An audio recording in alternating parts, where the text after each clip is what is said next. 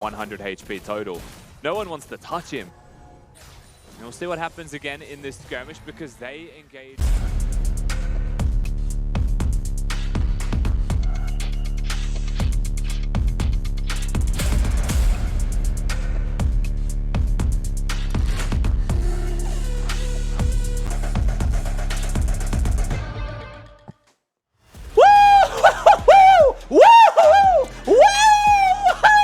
Sorry, I thought you might have fallen asleep. We had a big long break.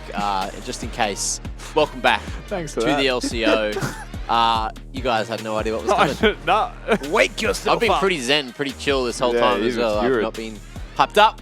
I saved it all for that moment, and now I'm going back to bed. Thank you very much. Now, look, welcome back to the LCO. Menu log mealtime time. Menu pogs in the chat if you want to win a $40 voucher to buy yourself some scrumptious dinners.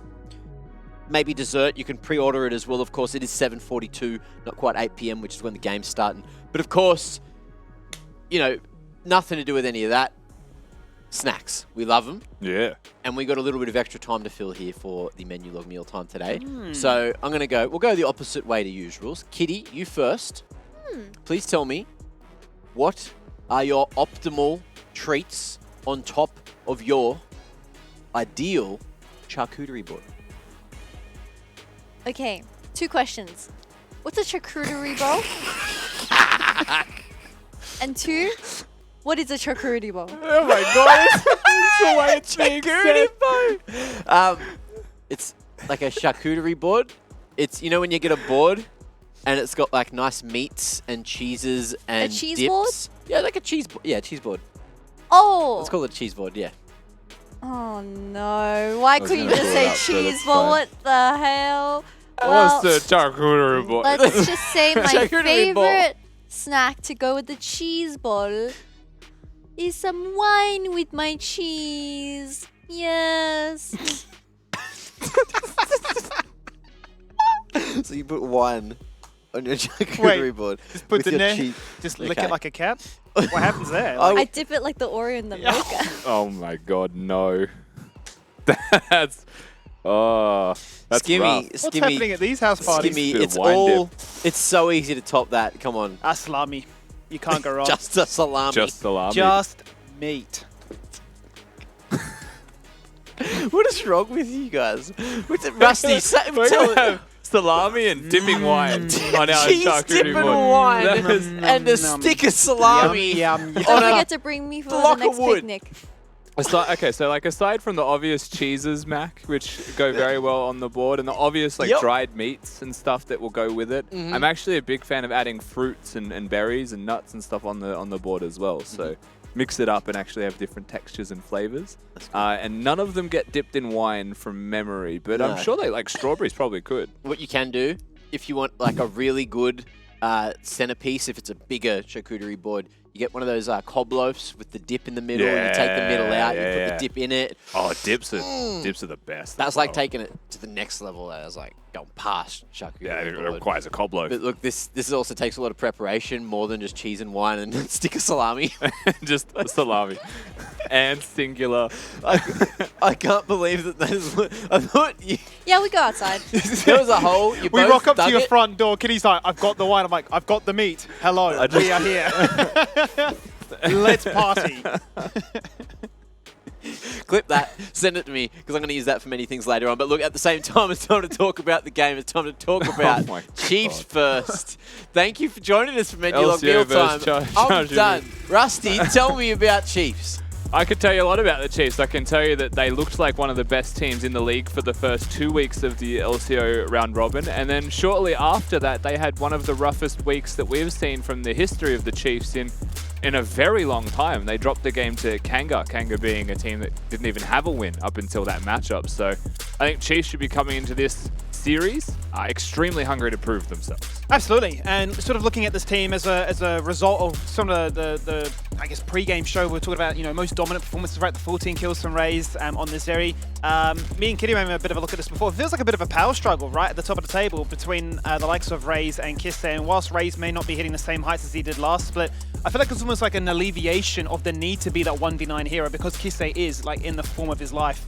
So, you know, nobody's really near them at the moment. It's like a three-way tie with 50 kills plus, like Kisei, Raze, as well as Bradif. So it's really exciting time to see, you know, so many carries, so many cooks, but it's all working. Gotta love a couple of cooks, especially when all they're cooking salami. And we got Ground Zero to have a look at here as well.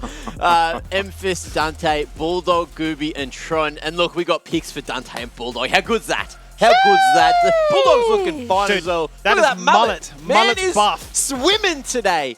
I should change my prediction solely on the haircuts. What do you reckon? I think you should. Now, Kitty. You didn't go for Ground Zero the first time?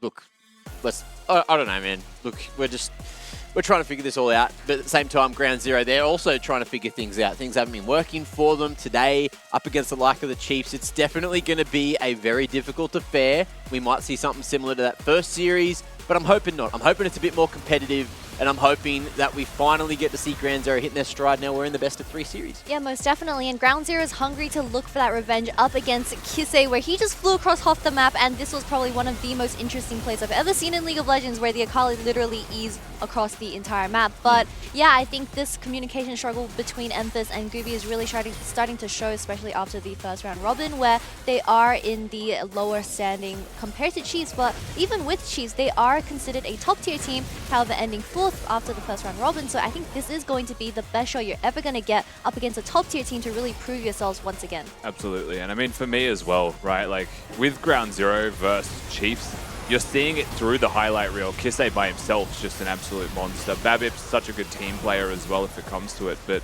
we are going to have to put a really big spotlight on Gooby and Memphis, how they work together as a team, and then how that actually combines with all of Ground Zero, because ultimately they have shown improvements week on week. They have become a better team as time passes, but they don't have much time left, right? 2 losses in a row and a best of 3 and you're gone for this split of the LCO, so they need to shape up real quick. They certainly do. Now look, loser of this game, of course, goes down to play Kanga, and winner goes up to play Team Bliss. So that's another talking point as well, of course, you know, who faces up better against those teams. How do these teams face head-to-head? Kitty, do you think that Ground Zero are capable of this? Because Chiefs are best of X series team. Yeah, I mean, the good thing about Ground Zero is that we have seen a different dimension when it comes to their drafting, especially towards Memphis, where he is willing to drop his carry potential to pick up something like the Carmen, allow Gooby on something like the Graves or Viego to really elevate them in terms of the gameplay. But when it comes to the bottom lane, I think Dante and Dre have definitely seemed a bit different compared to 2022, where there's just so much pressure on these people who have the previous experience compared to the top side, where it's not as much. So Dre probably has... Bulldog probably has a lot more communication. We're friends. We're on a first name basis over here, but yeah, Bulldog definitely has a lot of say when it comes to the communication. But Gooby, you know, you still have to work that in, especially with Tron, which I found was a really interesting fact, is that he had the highest damage share out of everyone on Ground Zero. Okay, well, someone that has a share in my heart is Bio, and we've got him here for the pre-match. Bio, how you doing? Good looking. Literally making me smile before the interview, honestly. I'm feeling good for today. Like, I'm really excited to play, so I'm just really ready to play. That's great to hear. A lot of players are seeming very eager to jump into these best of 3s, and for very good reason, right? But we need to talk about your results from the first round robin, where Chiefs surprisingly ended 4th, and this has been a very long time since Chiefs has really dropped it to the middle of the pack. So can you give us a reflection of how the team thought of their performance? I honestly think that our team had a lot of ego and we lost our games due to that. Like, I think that's like our biggest issue inside the team. I think once we dropped a lot of the ego and just try to, like, you know, focus on our gameplay and focus on week to week and just taking all that pressure off and focusing on our gameplay, I think that's just makes us a better team. Honesty is the best policy. Hashtag humbled. But now we've got the humble Chiefs in the building, and that's a dangerous Chiefs as well, when they're not going to be taking any of these teams for granted. You know, up in the top lane today, you've got Big Tron, who is going to be going toe-to-toe with you. Do you think you got a wrap on him? Do you think you got a handle on him? Oh, yeah, I know his whole champ pool. I know what he's going to play. I know what I want to play into him, so I'm excited. I think Tron is a very good player, so I respect him as a player. So I don't know, I just would treat Ground Zero as any other team, and I'm just ready to win. Well, talking about any other team, we are going to take a look at who is currently sitting comfortably in the top tier standings, where it's a Team Bliss, Dialbs, and of course PGG. So who do you think is going to be the real big challenge when it does come to these best of threes after this series? After you challenge Ground Zero after this series, yep. I think outside of us, I think Bliss is probably the best team. I feel like Dialbs have a lot of weaknesses and PGG is very one-dimensional, so I think Bliss is the wild card outside of like every other team, so I think I'm just worried about them more so than anyone else. Well, there you go. Kitty's leaked the script. Apparently you've already won, but at the same time, look, we'll let you go. You said you're ready to play, so we'll let you get that draft ready. Thank you so much, King.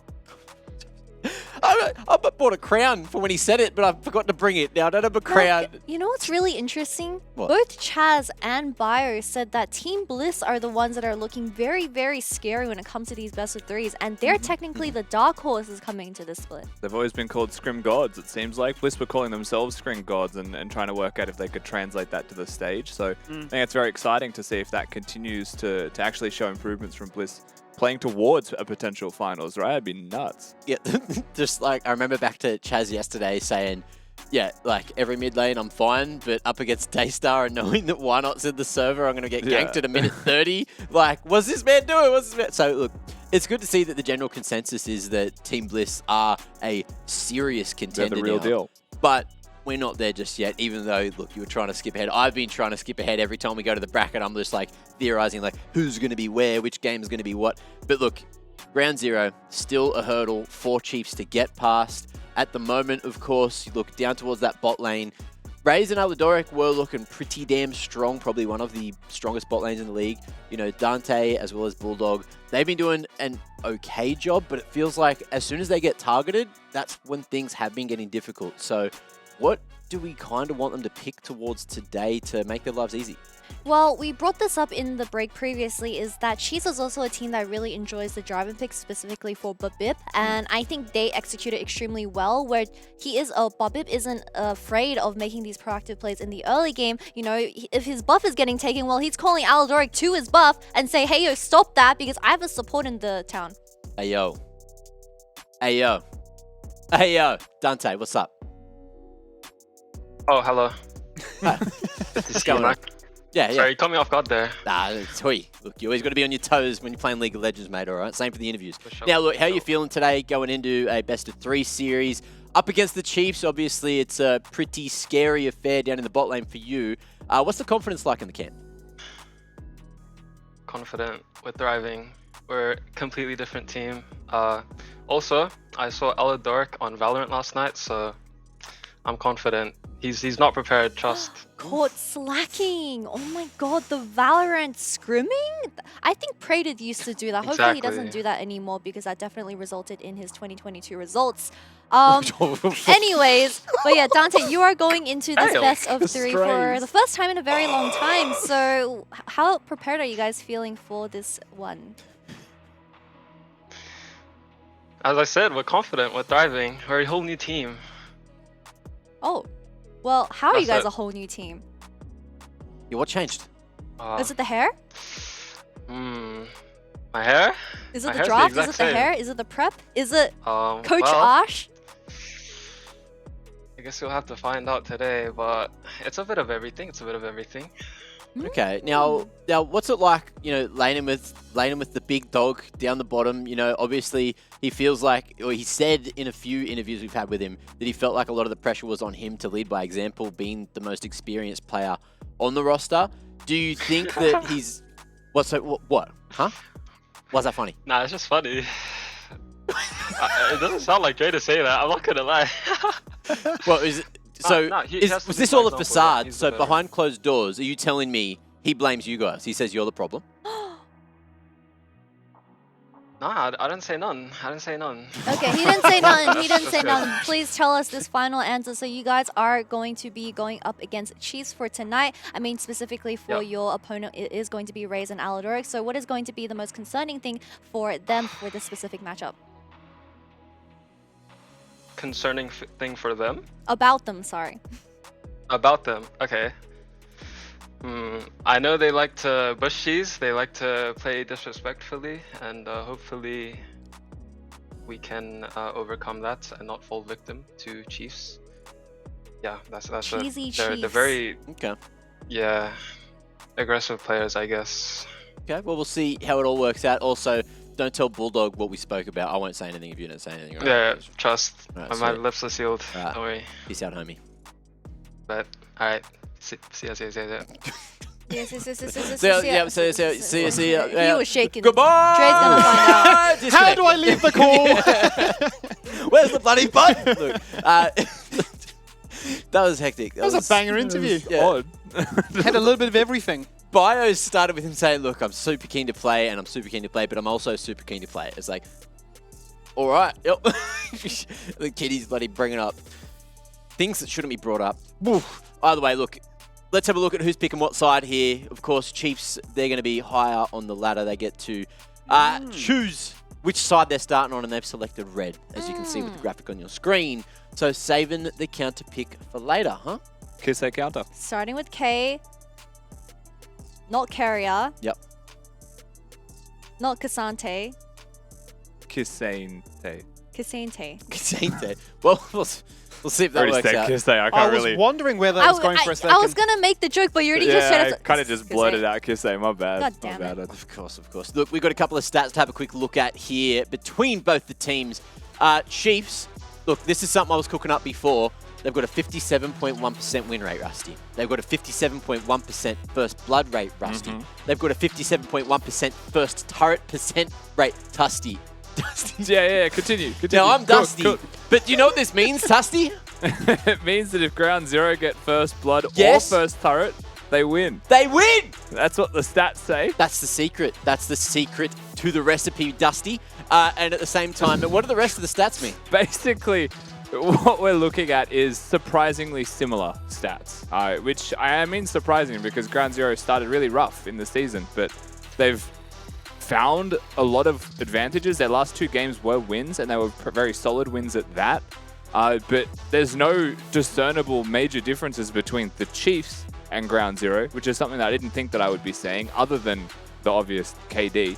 But that's not that meaningful because it's results-based. Okay. Thanks for that, Busty. And talking worries, about the man. results and what Tussie was mentioning earlier, I mean, looking at these statistics, Chiefs is definitely looking a little bit wobbly when it does come to the early game, and I think that's exactly what Ground Zero is looking for. They do look the strongest when it comes to the first level 5, where Gooby is looking for those skirmishes, where Emphas is able to follow up, and they make plays around the map, and they really execute it with the champions that they're feeling comfortable on. I'm curious, actually, speaking of Gooby, kind of what brand he plays, because in the first 2 weeks, right, he went for the Engage with the Wukong as well as the Maokai, and it felt at times he was like a little bit left to his own devices, like he was the only source of Engage.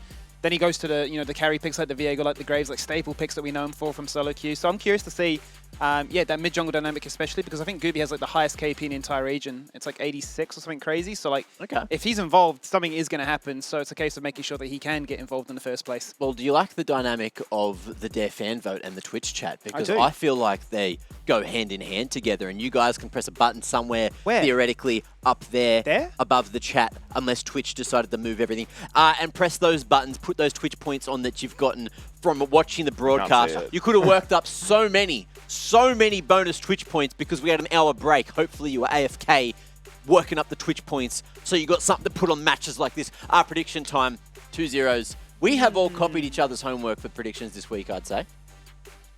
Yeah. All on the same Looking boat. pretty identical. I mean, me and Skimmy are still sitting pretty in first. Twitch chat's kind of smurfing. Twitch chat is smurfing. What the hell? Doing Are better they than winning? Max, Rusty, and Mac. But are they We should invite them onto the couch. second? Let's They don't put know Twitch how- chat right here. Twitch chat don't know how to go for the underdogs. That's where they're failing. They're just stuck on favorites. That's some Yeah. hard copium I've ever heard. Correct. Live a little, huh? You know? Absolutely true. Take a risk here or there, please, surely. Now look, one step closer to draft. What are we expecting coming out of Chiefs? You know, they usually lean towards the meta, or do you think that we're in a situation where maybe we get to see some kind of Leona coming back, maybe some more hook champs coming through? I mean, Raze specifically can play every champion. There was a meta, years ago where it was mages being played bot lane. Karthus, ADC, Raze was playing it. He was one of the few people that picked it up easily. Yep. So if there was going to be a Ziggs Leona bot lane duo, it probably would be this squad. Yes, for sure. And then, of course, Kisei is flexible enough to play the Jace with no issues, right? They can have good draft diversity. I wouldn't be surprised to see Chiefs just stick to the global meta that we've been seeing with this patch, right? And talking about this Jace pick, that is very concerning because we have seen from Emphas that he loves his mage champions. So when you are picking up against something that is going to be most likely a blind Jace, if they don't use that counter spot for Kisei, then it just looks like lane party for the entirety of early game for the side of Chiefs, and that really enables Babib to do whatever he wants on that Jarvan. There you go. Theoretical lane priority. You were saying as well, Rusty, you love a little bit of Nocturne in there if Jace is picked as well. Certainly do. Does Babbitt play any Noct? I mean, Babbitt would play Nocturne. He has to. The reason that Nocturne is so good in the jungle role with Jace is more top lane than it is mid lane based, though. Okay. Because it's a long lane and Jace is such an unsafe champion. So maybe not if it's mid. Well, I'm also feeling unsafe, so I've got to get out of here. Of course, it is time for Champ Select for Game 1 of the series. Kimmy and Krusty, take us in. What's up, Kimmy? Krusty. I almost thought he was going to say Wusty with a W, but it wasn't to be. Here we go. It's Ground Zero on the left-hand side with First Pick Pro. Got to put up with a Zeri. Yeah, straight to the Zeri. I mean, that's something that if you don't pick, Chiefs are probably going to pick it. That is one thing that we have learned for certain. But Chiefs immediately in response with the Annie and the Sejuani. So we are going to see some Annie. Certainly fits the wheelhouse of Aladoric, who is being made to play Enchanters but can engage with this one. So wouldn't be shocked to see it go his way. Oh, and the Viego as well. So Gooby right away saying, well, it's worked for us before. I don't want to be the source of engage. I want to carry. And it could very easily just be with a Lulu third here, right? Zeri Lulu, the staple combo. It has not been picked nor banned. And Viego does love a good Enchanter support to help him out while he goes for those plays and gets those resets. But again, you go for the Zeri, there should be no surprises what potential options on the other side will be as a response. With the Annie there, you can be aggressive if you want to go the Draven pathway. Ray's very happy to do that a lot of the time as well. Yeah. But Varus still a viable choice here, for sure. Absolutely. With the Annie still being there as a flex, you have to wonder where it may go. But it is actually at the last second going to be pivoted to a Zarya. Another champion that Raze is very much at ease with. And certainly if you've got a kill composition looking for those resets, an ultimate that can deny it all. Yeah, interesting switch at the last second here. I think the Zarya... You saw Tron's reaction to the Olaf ban. He's in Tron's like, oh no. It's actually, I did write a draft down before we got into this game, and I think most of the champions have been seed so far. The Zarya is the one real curveball thrown in here. Aladoric is also one of the best Rakan players. And so when you go into this 4-5 ban phase, it has to be something just in the back of your mind that's like, what if it's Kisei's Annie? And they just go Zarya Rakan, and he is a freak with the Rakan. He certainly is. Received a little bit of world notoriety with that one. It does beg the question, having seen it already in the previous series, do you still feel concerned about will he decide to play it? No, double bans committed towards Kisei. Yeah. As the Jax is removed as well from Tron. Basically saying you can't have assassins. They're not just mid lane bans away from Kisei. He's getting rid of the mobility. But again, standard champion still existing here. Being on the red side, the Chiefs can pick the Jace. That could be in either solo lane. Again, in theory, Annie could be mid lane as well. So a lot of considerations here, and actually a really difficult moment for Emphas, who we know loves the mages, wants to play the LeBlancs, the Aries, the Syndras and the likes, but doesn't know what he's got against. And the option of being hard countered is still potentially there, so he has to be super careful. Well, he certainly does, because last time he played with a Viego as his jungle partner, it went the way of an Ahri. Whether or not he feels the necessity to get a pick champion like that again, as K'Sante gets locked in here for Tron, who no doubt will be looking to avoid his fate up against Bio last time, going 0-6 on the champion, but still, obviously incredibly strong. I was worried that, it might have been a Syndra angle. I was thinking Azir's maybe the best choice for mid, but Emphas very comfortable with this Syndra pick as well. It does leave the Chiefs the choice now of what they would like to pick. And let me tell you, they have got options. I guess they certainly has been able to cook up plenty of champions in the past. They need magic damage still, though, a little bit. Unless that is an Annie going mid. Now, where are they going?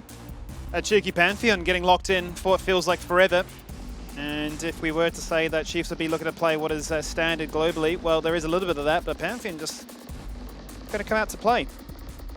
And I'm just going to sit here and continue to wonder where they're going until they're confirmed. Jace can go to either solo lane, Pantheon mid and support, any mid and support. Yep. We're just chilling. Yeah, I feel like, I don't know the Pantheon versus Cassante matchup, but this is probably the most expected lane assignments. Is where they're currently at with Annie support, Jace mid, Pantheon top lane. Pantheon Sejuani is such a just disgusting combination for the ability to, one, have a guaranteed stun, and two, have a triple auto attack follow-up in range of Sejuani's passive, which means a guaranteed double stun combo. Yeah, Pantheon huge. can also run Ignite and ult to lanes as well. There's so much flexibility in that pick. But Cassante, as far as I know, is unchanged in the early game. Has been nerfed in this patch for mid to late game by a fair amount, but overall doesn't feel too different early game. But I haven't seen it versus Pantheon, I'll say that much. No, can't tell you I'm too familiar with this matchup myself either, but either way, it is a red side preference that Chiefs have elected for in this game, saving their 5th and final pick for the Pantheon, and a conversation with BioPanther only moments prior saying that I'm prepared for anything Tron throws my way. Maybe a little bit predictable that the Cassante was going to come on through, and that feels as if this is the ideal response to set the tone for what this best of 3 has to offer. Certainly is an interesting way to kick this one off. I don't think that Ground Zero did anything revolutionary, nothing groundbreaking, everything pretty much expected. We've seen them play the Zeri Lulu.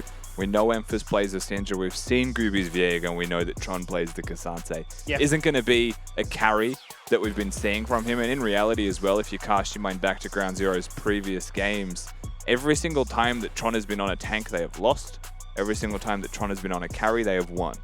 And this is a Cassante pick, which is kind of a hybrid, but mostly a tank. So we'll see if that continues to stay true and stand to reason here against the Chiefs. And against the Chiefs, Skimmy, they will have so much to prove with how their last week of LCO went. That they most certainly will. So without further ado, let's jump straight into the thick of it. Back onto the Rift for another best of 3, the second one tonight. Having already witnessed the series end in just over 40 minutes, there's, I suppose, the aching thought in the back of the mind here for the Chiefs players as to can we do them one better. As for Ground Zero, can we force an upset and go one step further ourselves? Okay, so a little bit of early stock take here as well. Kisei has done the most staple Kisei thing. No one else in the mid lane of the LCO is really doing this, but has a CS already. It seems to be a ward that he killed. With Sweeper switched over to the yellow trinket, so does give him a sizable advantage in level 1 to 2 in his own mid lane. Babip is now currently clearing Raptors on a ward as well. So we continue down the list. The Sejuani going to be pathing from Raptors to red, doing bot side camps, or 3 camps into top.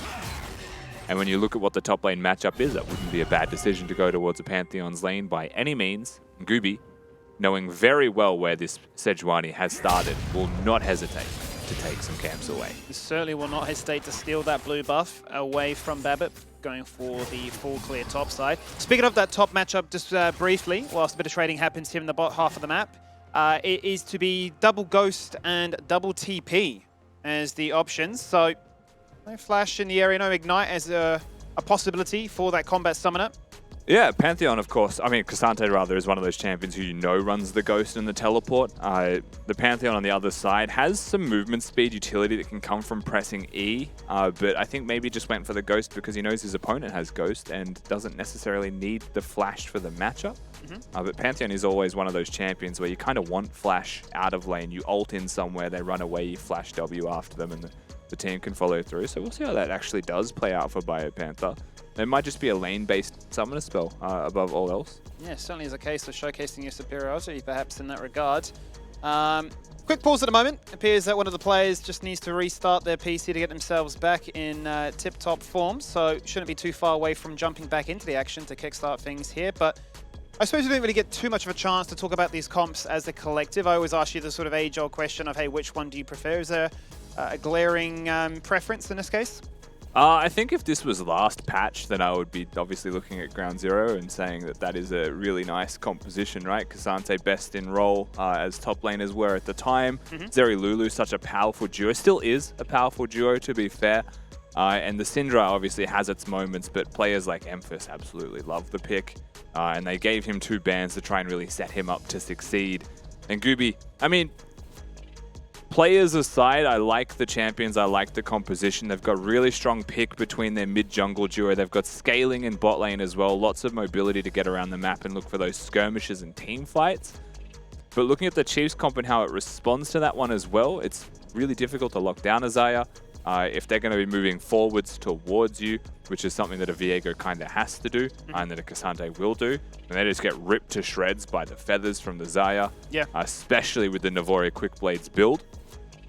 Annie obviously very nice engage tool as well, and I have a lot of concern for the well-being of Emphis, for the well-being of this mid lane for Ground Zero. And if he is not doing well in this game, they have no magic damage at all, and they really don't get to play the game. Yeah, the itemization is going to become a bit of a nightmare, as you say, and I think the point that I'm concerned about is the ability for Aladoric to go for a roam, for Bio to do the exact same, even pre-6, and to collapse upon that mid lane, right, to make sure that not only Kisse gets ahead, but the magic damage is irrelevant. So it's certainly a point that we'll be spectating with great interest. But, you know, bot lane, for instance, you know, the fact that it is another partnership, you know, Dante and Bulldog, where that retained duo from last year on the Dire Wolves. Yep. They've got themselves that, you know, typical or maybe best in class of a Zeri Lulu. Do you think this is the right approach for them rather than, you know, the early aggression in lane? It's a case of we want to try and scale. Yeah, I think it is a very good choice for them. We've seen the Chiefs have been notoriously, I suppose, so far this split, not the best in the early game. The time that they have been finding those duo kills in bot lane as well was when they were playing the Zerayumi themselves. Yeah. So it does feel like, 1, it's a takeaway pick, and 2, it's a really good scaling choice while they can play mid-jungle towards their side lanes. So not against it at all. And I will say, I don't think that Dante and Bulldog have had enough of an early game impact. They've got some duo kills, they've got some solo kills, they've been fine, but they haven't had enough of an early game impact to warrant them being, you know, the Draven Nautilus duo compared to something that's just scaling and good for them. It does feel like they want to be more of a team fight duo anyway. Yeah, which begs the question for me, right? Speaking to Dante, when he mentioned that, you know, we've changed a fair bit, was quite tight-lipped in terms of revealing any real specifics and about that, right? And they picked nothing new. Well, that's it, right? So I'm very curious to sort of see, you know, has the brand of league they're playing changed all too much? You know, where is that focus going to be? Because you looked at the stats beforehand, right? About it looks like a very comparable style of approaching the game. Even when it came to Dragons and Herald's acquisition, there was no overbearing difference there as well. So it just really came down to a mechanical, I suppose, outplay that really separated these two. But we're back into the Rift. Back to continuing the action here at 2 minutes. And we will get to see what it all looks like here. It is just going to be a little bit of passive farming down in this bottom lane. Xayah level 1 has the Q start just to make sure that the minions can be secured, as you're about to see. They're just farming their way through. Level 2, they get a little bit more power, right? More ability to charge up that Annie stun, that Annie shield. Just quickly speaking towards the bottom lane. Summoner spells as well. Both supports are running Ignite. Both ADs are running Cleanse. So they are terrified of each other's crowd-controlled lockdowns. The other thing that I really wanted to hit, Skimmy, just before we get too deep into this game and how it's being played out, Babip looking bottom, is Syndra has very limited targets to press R, and that's a flash. That was a flash and no ability used. Yeah, I think just lost vision. As you see, no ward in those bushes. Lost vision as he went for the flash play. And that's frustrating, especially having drawn Babip down. Yes, particularly because the Sejuani put efforts towards that one gets spotted, and remember that the blue buff was being taken by Gooby just prior to the pause. So comes bottom because he really didn't have much of a better choice, and then meanwhile, Mr. Gooby over here clears away the whole blue side jungle from Babip, recalls, goes to his own, gets a 3-camp start, or 3-side of the map start in advantage to the jungle. Certainly can't ask for much better than that as a carry-style jungler wanting to rush level 6 as quickly as possible for that execution and for those reset off the souls. Now is a chance for Ground Zero to land there. Counterpunch, there is the Ignite, there is the potential for the all-in. Aladoric is dead! There it is! It's going to be a trading between both AD carries to get the spoils.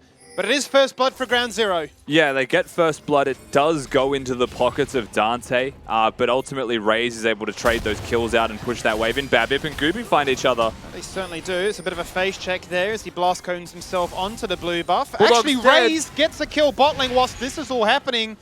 The mid laners went for a roam. I was going to say this, Skimmy, I can already tell you how it happened. It's because the way that 2v2 skirmish played out bottom, there was a big wave that if Bulldog held it, it was advantageous for Ground Zero. And I think he might have just died trying to hold that wave. There's Aladoric looking mid. Doesn't have the flash, but certainly has the range. What a stun, what a knockback there from Memphis, denying what could have been a potential kill in the mid lane too. Yeah. Certainly does well to stay healthy in the lane, but still takes some damage from Aladoric, so you'd still constitute that as a successful little skirmish. We'll see how Bulldog does die here. Note he's dealing with 5 minions. He's going to be tanking those minions. Just gets cleansed. Oh, Raze, that's clean. That was really clean from Raze. That was actually really nice. Moving with the flash to make sure the feather's connected as well, maximize his DPS output. So watch this, here's the magic trick. Burn Gamer's double got summoners and the ward as well, right? Really guaranteeing that nobody's here to try and catch him off. This is not a bait. Basically ensuring that the minions also have vision and it can't be broken, so can't walk around the wall and play cheeky by any means. Very well done. Ray's got hands still. He does. Something special about playoffs time as we get closer and closer towards it, where players like Ray certainly do showcase their class. For someone who's been a pro since 2016, he's definitely had a lot of longevity in Oceanic League of Legends. Here we go then, towards that very first dragon. Not long after spawning, Gooby looking towards it, and with Pro in the bot lane, as they clear that one through. Should be now their bot lane coming to assist, but Babbitt will get vision in a second. 2,500 health. Teleport going to be used in mid lane as well. Keep your eyes peeled for Biopanther, who's ulting in as we speak. He's looking for that Grand Skyfall. In they jump and bam! They steal it away. Thank you very much. It is Biopanther that picks up the kill when Ray's hunting for the second. But Dante, too elusive to be found. That is exactly one of the strengths of Pantheon that you saw just there. Straight away, they look for the objective. And while Sejuani is perhaps behind in that jungle matchup, the Dragon has done enough damage to make up the difference between those champions. And suddenly, Pantheon from the skies just descends down, is able to make sure that it is a very skewed fight in favor of the Chiefs. They're already so strong in this game. And you're no doubt frustrated because that's now raised on a 2-0 scoreline. It all starts with such a good position, really, for Ground Zero. Yeah, they have first move. They have priority in bot lane. Emphas and Tron are here. It's not like they're unaware, but they're not going to get there as fast as Biopanther, who's able to force the play. And straight onto Gooby, who can't get himself out. Was stuck in the Smite fight and was ultimately going to be locked down if he committed to it. And that's obviously going to do a world of good for Babbitt in particular to try and catch up for everything that was stolen away in that early portion of the game. First Dragon going the way here for Chiefs. It's a great start. Back to lane they go, having held on to the TP as well, has Biopanther. So did Tron as well. So again, when we really consider how that played out, I don't think Ground Zero were too far off the correct decision, right? They ultimately had numbers there. Tron was hovering, knowing that Pantheon could be there. They were really paying attention to what the Chiefs were up to. They just didn't perhaps expect it to be as aggressive. Remember the one thing that Dante said in his interview with Kitty and Mac is they just need to be so careful of the bush cheese or the hyper-aggression from the Chiefs, and perhaps caught them just slightly off guard. And it certainly has. Let's see what they can do then to fix the situation they find themselves in as level 6s start to come on through. That's when it becomes just a fraction more exciting. All those summoners burnt moments prior in the bot lane. Back online now. As Gooby on reset says, the second blue buff will also be mine. Certainly will be. Smites that one away. Disengages back towards his own red buff. Babbitt doesn't seem like he wants to have a lick of it, however. He was hovering mid to protect, if not look for a gank opportunity. There's no cleanse on Emphas. Certainly is a killable champion, but at the same time, Kisei started this game with a cull and went straight into a tier. I don't think he had any intentions of winning his lane 1v1. Was very content just farming through. And 8 minutes in has 85 CS. I mean, he's doing well. He certainly is very content with the pace of which this game is going. 15 minutes in and will be, no doubt, a spiking demon. As we look towards the trade top side, and Bio certainly gets the better half there of Tron's Casante. Now, with that wave crashed on through and Gooby continuing to counter jungle, surely now Chiefs look to guarantee their second objective. Pretty much already gone. By the time we look there, blink and you miss it. Herald is just going to be taken away. Gooby playing for himself for sure. A lot of Ground Zero playing towards the counter jungling that he might be able to get done, but it doesn't feel like the Sejuani is behind at all. Just looking at the scoreboard. We've seen a lot of pressure, a lot of priority given from Dante and Bulldog on this side of the map, though, is granted that freedom, right, to move around. But it's not like they're ahead either now. They've got a 2-0 Zaya. I think that so far, if we're going to spot check 9 minutes in for Ground Zero, it does feel like they have improved. They are, in a sense, going toe-to-toe with the Chiefs, but they lost out on the skirmishes, and the difference that makes is significant. Big thing for me to watch out for now, though, is Rusty. Level 6 is there for Aladoric. The flash engage with the Tibbers is there. Both junglers converging on bot lane, respecting that, hey, this could be the moment where everybody gets a little bit rowdy. Also, Pantheon in the area to ult in. Yeah, Jace was about to move towards this as well. I don't know if the Chiefs want to commit, given that he goes straight back towards mid, but we'll see, because the Pantheon being here. Tribush now confirmed to be warded by Ground Zero, but they don't know that there's 2 people here. 5-man dive certainly possible. But Kisei going back to base for no teleport, so there'll be 4 at the most. Let's see how they go. If nothing more, at least some guaranteed plates for their bot Watch lane. Aladoric. Watching to see when Aladoric decides to pull the trigger. But for the meantime, it's 3 plates with a wave, which is huge. Grouped up and summon the Herald and guarantee that you will get this first turret going the way of the Chiefs. And I mean, the trade-off is Pantheon can ult, or rather TP back topside and lose nothing. Exactly right, because you'll be able to keep that ultimate if he comes to another play anyway and is able to move fast enough. First turret of the game falls very handedly to the Chiefs. And it's crazy how it plays out. BioPanther can just set up a minion wave, just go back to base, and suddenly Ground Zero just knows something's wrong. You know, something's sus, we can't go out, we can't push. And just like that, first turret falls. Now you can see that Ray's the most fed in the game so far, much in part to just finding that very first turret. So it does help having 2 kills to your name as well, and that is only 11 minutes in, a completed Mythic with those tier 2 boots. It's a huge, huge lead as they play for the second Drake. Cull complete as well for Kisei, 117 CS at 11 minutes. Has got that Eclipse now also. They are just so powerful as far as carries are concerned. Especially someone like a Jace who has that lethality item that he can get in there first. No one able to afford resistances this early in except for the Cassante, who is just stacked with armor.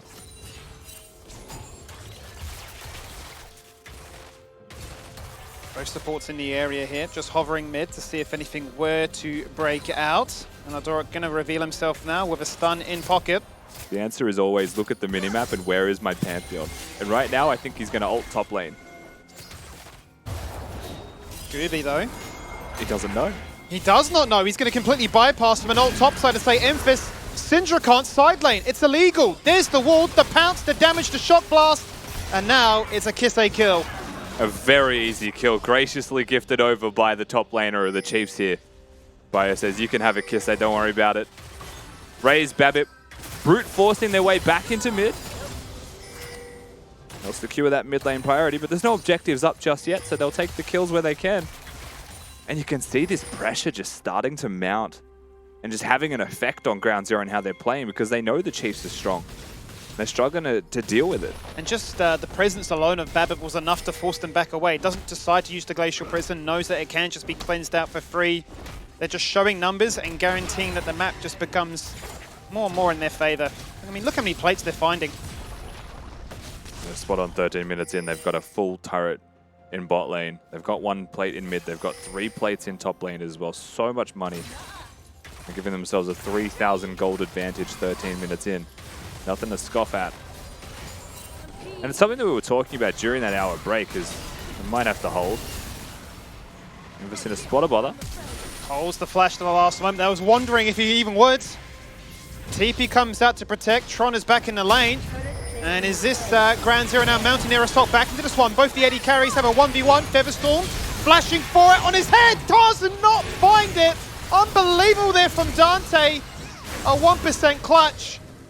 And now Babip, the one to start things off. Well, he's the one running away. Raze flashes and ults aggressively. Tries to be the hero basically in that 1v1 situation, but just gets clutched out by Dante. Item disadvantage will not anymore because he was able to pick up that Immortal Shield bow. And no Pantheon ultimate to bring him into the mix there. It was a teleport used by Tron super early to try and separate the ranks of the Chiefs. Felt like a play happening in so many different places all at once. And we'll see how this starts off as Dante face checks. He is weak, so it is a really bad face check to do. But has the cleanse, dashes away, flashes out of the Xayah ultimate, and just quite simply has an extra auto attack in there, an advantage. Shout out to Bulldog, of course, for prioritizing the life of his AD carry. Well done by Ground Zero. Really well done by Ground Zero there. A much needed win to claw themselves back into this one before the gold lead became a little bit too out of control. But the plates are gone now, and so are the necessity to siege anywhere near as hard, because 20 seconds and another Herald will be spawning. And I do wonder, with as many summoners being burnt in that previous exchange, whether or not there will be an overbearing focus towards this. It's specifically on the bottom side of the map for Ground Zero, right? No flash on Dante, Bulldog, or Emphas. It's not safe. It's just not safe to go for these objectives if they have to face check. They'll need Gooby to go first or Tron to be there to go first. And if they do so, I don't think that'll stop Kisei from happily farming anytime soon.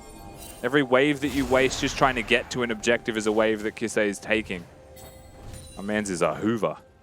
Yeah, really. It's absurd how far up he is. I mean, just getting so much, as you say, up by 40 at this point in the game, given the fact you have had the most cruisy start with a Tier and a Cole. But it will be the second Herald confirmed here by the side of Chiefs. Everything objective-wise has gone their way. Now you look to see what Ground Zero do in retaliation. The control ward gets cleared out, 45 seconds until the Drake is up. That was actually placed by a Biopanther because he is a vigilant top laner that doesn't just go to his lanes. He's going to clear out the minions now, and I'm expecting either immediate resets from the Chiefs or starting to set up for the Drake as we speak. Kisei and Aladoric have deployed together, as has Babip. Now they've got their wards to place, they've got their strength on the map. They just have to get through the vision that Ground Zero have already got. Tough to do because they'll take a lot of damage for it. Yeah, was wondering if they'd look for the one-shot there, but Emphas still holds on to his ultimate. So Aladoric gets a chance to survive there, have some honey fruit and be A-OK. It is Ground Zero that have the inline track here for the river. Terrified, but Gooby's forced to burn his ult. That doesn't bode too well, given that the third dragon has now just spawned. You can see the fear in Gooby's eyes. It was just a Sejuani dashing at him. Damage from the gate shock blast in the Xayah. Dante's out of the fight. Yeah, now Babip is a free line. Oh my god, he's missed them all, but he's got the slow. Dante literally is gone, having scattered across the wall. Tron jumps in. He is all out. And he may be out of this fight as well. Kisei jumps in, but Dante snuck another kill in again. Finds his second shutdown of this game. Tron's a magician. And Tron is still taunting them. Somehow, Tron still finds himself alive. Chiefs looking for a potential collapse here, but Raze might be the one that gets caught. Raze does have cleanse, has the ultimate as well, brings the feathers down and snaps back to find one. Make it a second. Retribution found on the other side of the river, and the fight continues. And Ground Zero may have just overstayed their welcome. Yeah, I mean, it was a nice little skirmish from Ground Zero, but they perhaps didn't recognize that the Drake was no longer theirs to have. They continue to press forwards, and the Chiefs prey upon that. They get some wards down in the skirmish. They're able to now go towards the Drake. They'll get 3 kills on top of this. And Kisei does throw himself to the Wolves. It ends up being a 1-for-1 with Bulldog at the very least. I don't think he'll mind that, and we'll probably get to see this again. As Tron sees how low Dante is, Babip tries to go for the Tokyo Drift Sedge ult, hits a slow onto all of them, but can't quite find Dante, who dashes out. Tron says, take me instead.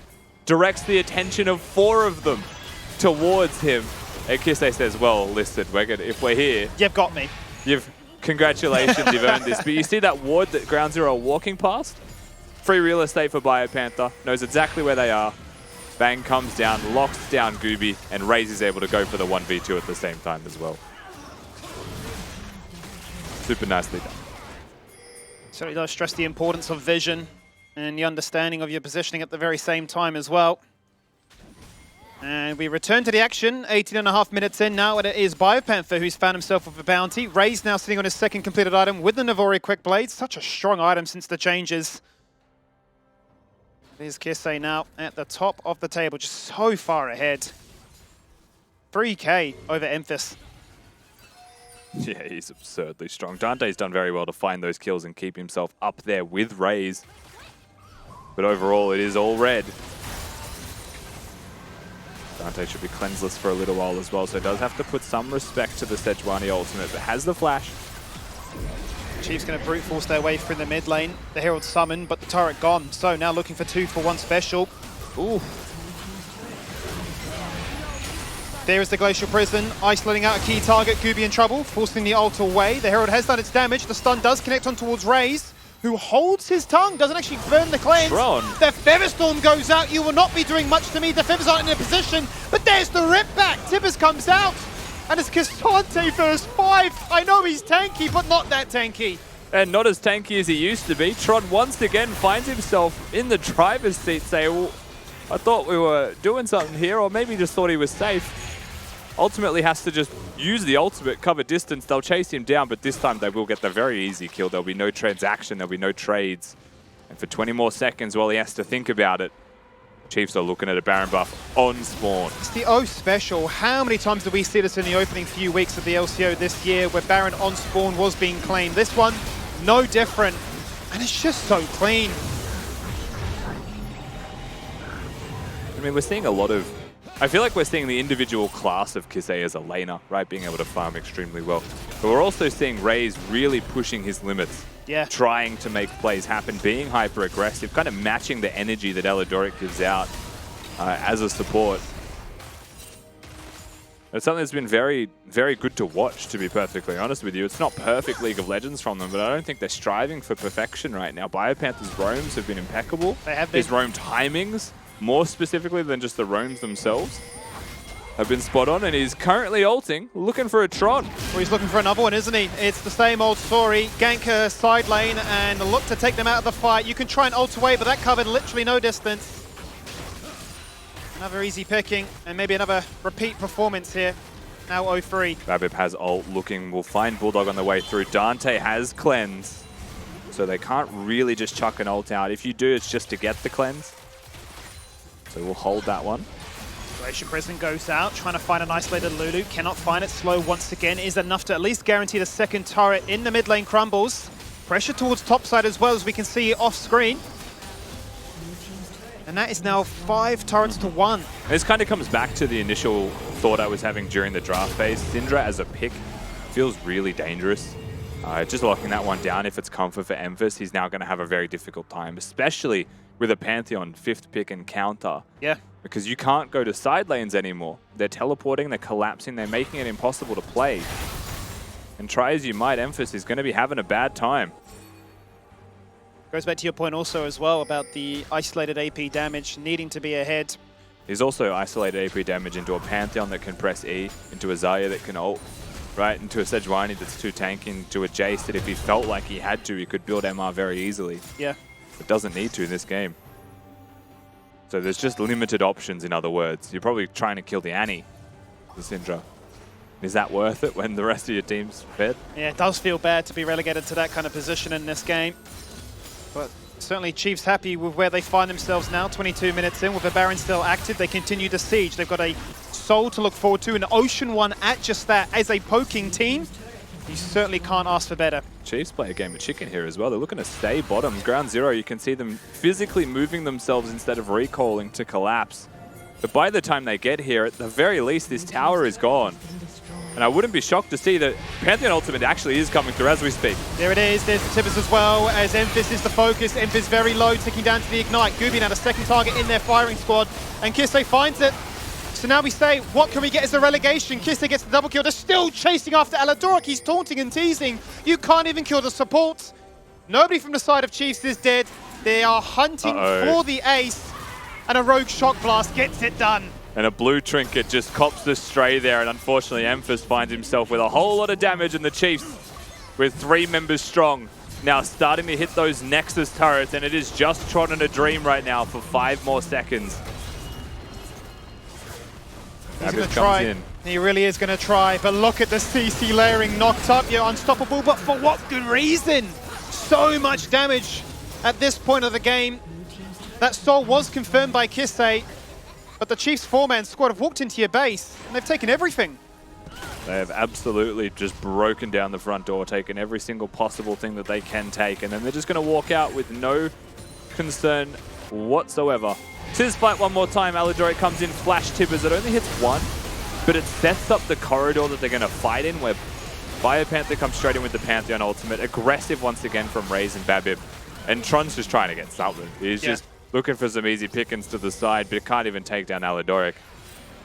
This game's just accelerated out of control so much faster than Ground Zero were prepared for. Well, how do you find your way back into this game? That is the age-old question. Down 12k gold with a completely exposed Nexus and an Ocean Soul-empowered team that are really just so far ahead. They really had a stranglehold of these lanes from the very get-go. And again, it's going to be one of those situations where we see a jungler trying to farm. Bulldog's basically just dead. Only one shot by one shot blast. Now we start the fight, and Infist, well, his game doesn't really get much better than that. He is the focus. Raze is being cute and clever with it. Miguel forced to reposition that ult and rip back those feathers. They can't stop this. And make a statement. Dante, well, you're forced to run outside the walls of your base.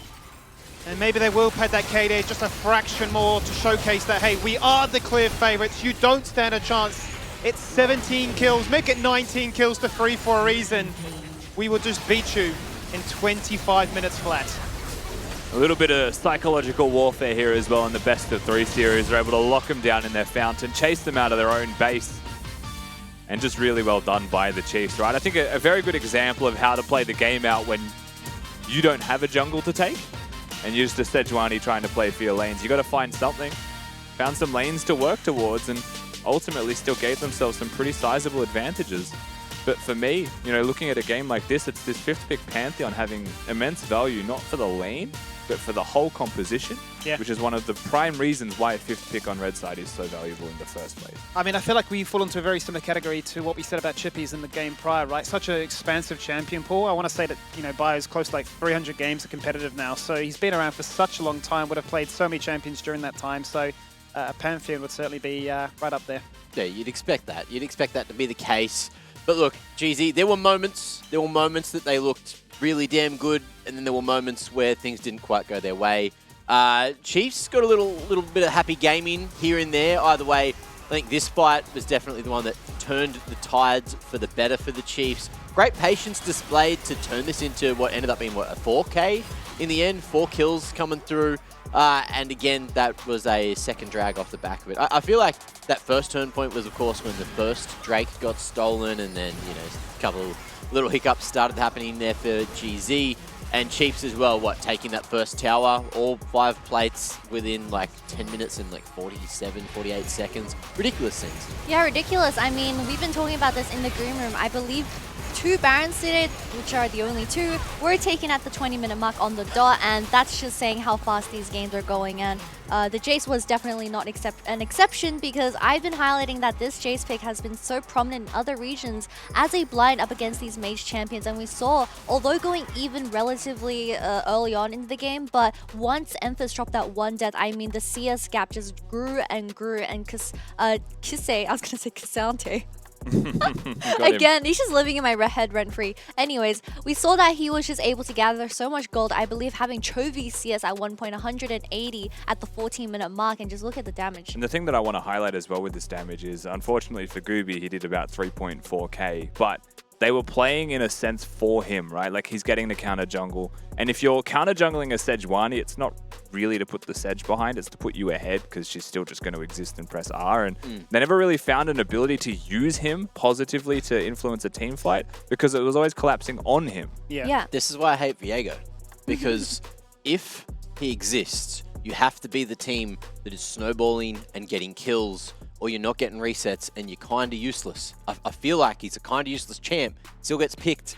Obviously there's players that are really good at him, but when he gets picked in the LCO, no one is having success with him, and it's usually the teams that are the underdogs that aren't getting the picks, aren't getting those ganks off, and when they are getting the kills, the jungler ain't there to get these resets. So it's like, I feel like there's more value elsewhere. I mean, the Viego is definitely a comfort pick for Gooby in particular, but if we're looking at the enemy champions draft, we have a Sejuani, we have a Pantheon, we have an Annie. I mean, you're pulling into a Xayah, you just realistically can't walk up as that Viego. And we saw how scared that Gooby was on this champion, where even getting face checked by Sejuani, he ulted away straight away, and that ulti is so important. Looking for those resets in those team fights, but unfortunately, I mean, if you're playing this scared, you're not going to be be ahead enough as that carry jungler, which is exactly what we're looking for. And the entire top side of GZ just looked really, really hard to pilot. Yeah, Dante even, look, he was doing a bit of face checking, but that resulted in a kill on Raze, because Raze was very, very hungry at that point of the game. Either way, I'm pretty hungry too, and we got a second game to get to. So it's time for a break. Ladies and gents, go get yourself hydrated. We've got the second game between Chiefs and GZ coming up just after this. Looking for a potential collapse here, but Raze might be the one that gets caught. Raze does have cleanse, has the ultimate as well, brings the feathers down and snaps back to find one. Make it a second. Retribution found on the other side of the river, and the fight continues. And Ground Zero may have just overstayed their welcome. Yeah, I mean, it was...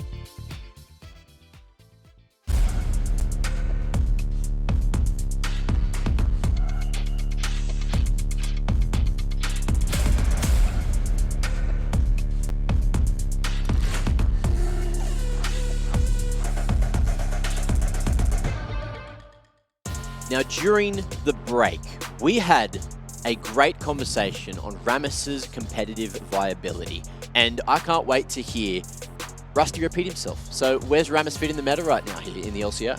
Yeah, I specifically remember every word of that conversation that we for sure had. I think what Rusty said was first and foremost, you need to listen to the song They See Me Rolling on repeat, 10-hour mix. And then maybe you get some elo. I was more worried about him being a good 3-star taunt champion, but ultimately, you know, like I haven't found a place in League of Legends. He's a bit of a threat. He's a threat. He's a bit of a demon. But in Summoner's Rift, not as much. No. In the Square Arena. In the Square Arena, yeah, very strong. Very good. Yes, yep, very good. Okay. Either way, Rammus, a man of few words. Now, we got to move forward towards match 2, of course. You know, we've got that draft that might need a little bit of changing, a little bit of tuning. As I was saying before we went into the break, yep. Viego, just it didn't fit when you're not getting kills, when you're not winning team fights. I wouldn't enjoy that.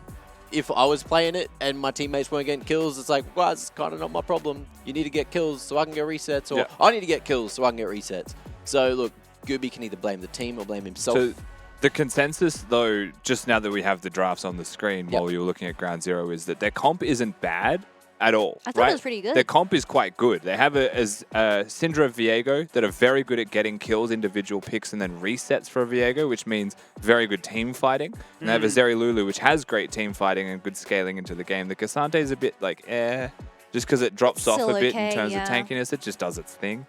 But into the Chiefs composition, this comp struggles to work. Ideally, they get mid-ganks off and they put the Jace behind if they can. But that was a handshake lane. They were playing for invades. And then at that point, they weren't killing anyone anymore. So if they're going to pick this composition again, they probably need to be aware that Raze is going to slam a Xayah and that a Pantheon exists, right? Like pretty big factors that stop the comp from playing the way that it wants to. Otherwise, you would, instead of being a Syndra, be like a Victor, more of a control, like damage over time mage maybe. Slightly longer ranges more consistently. Okay, now Gatekeeper Kitty. Which champs are you letting through for Ground Zero in the next draft? You know, like Rusty's been saying, this entire draft was pretty good on itself, but I wanted to talk about the Viego more as of itself, as a single target, single champion, because when you do play these hyper carry junglers, when you do want to be invading 24/7, you realistically want to look for those solo laners that can get that lane priority, like something that can be outranging the Jace, but we didn't see that, so Gooby was definitely struggling to get that CS up, even though that is the goal. Yeah.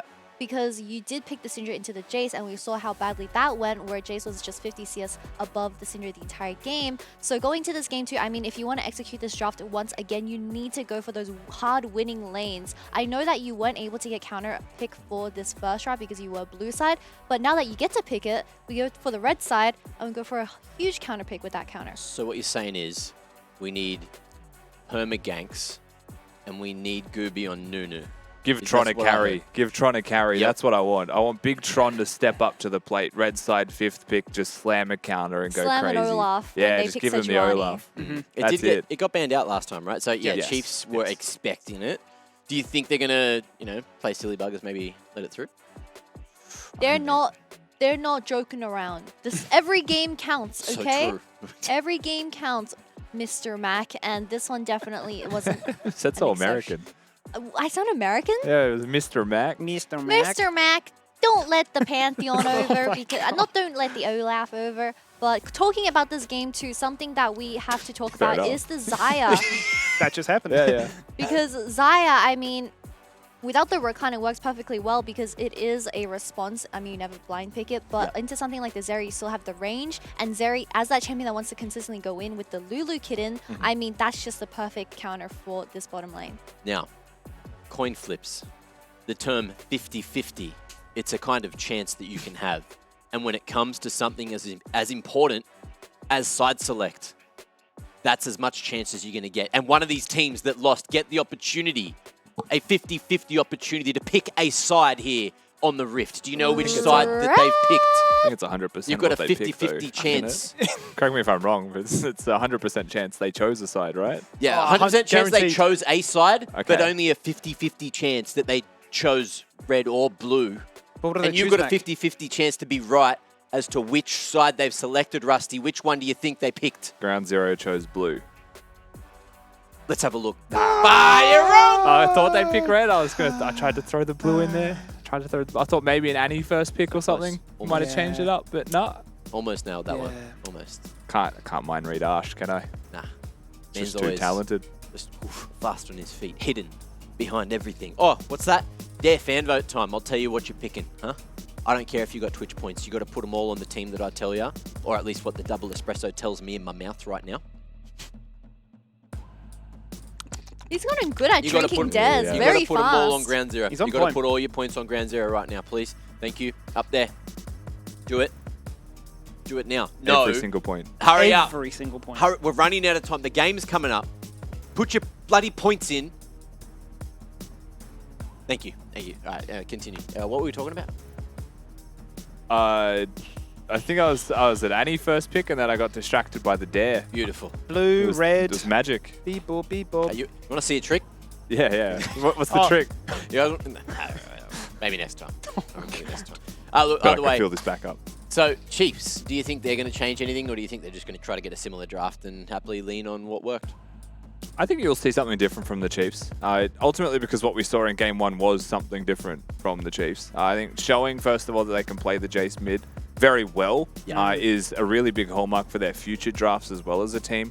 And to me, that's probably something that will now be considered pick or ban by Ground Zero and pretty much every opponent. Because Jace should be pick or ban in reality. It's just so strong. Yeah. And talking about the previous draft from Chiefs, they looked in the Pantheon for top lane, but realistically, if you do reach the 30-minute mark where the items are coming online, well, Pantheon does fall off later on into the game compared to Cassandra when it comes to those team fighting abilities, because you just have double the CC compared to a single tap Pantheon. But obviously Chiefs knew that. They ended the game before 25-minute mark and it went perfectly, but that definitely is something to consider coming to this game too. In saying that, Pantheon can actually work really well with other AD champions. So like while his damage may fall off, if you have a Black Cleaver, you get to like Wizzy 1, W, triple Utility attack. Pantheon. Yeah, you shred their resistances and then a Jace comes through with a Shock Blast, Like right? Nocturne, because Nocturne presses a button and can go across the map. And It's when you're Pantheon, you can press a button. Let's just you lock can in go Jarvan across the support, map. hey, that'd be And based. if you put a Gangplank somewhere Into else Varus? in Yeah. mid lane, you can press I a see button and shoot bullets across I the just map. want to see Kisse feel like play a Yone. pilot? I just want Yone.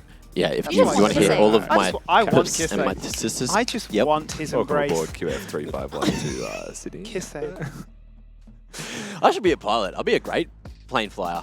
You'd be one of the pilots that talk over the microphone. You would be one of the more entertaining ones, for sure. I feel like it's a Oh, yeah. requirement though for pilots to have the mic basically in their mouth. Like that. 100%. You just don't understand a single word. And I'll see you all at the plane station.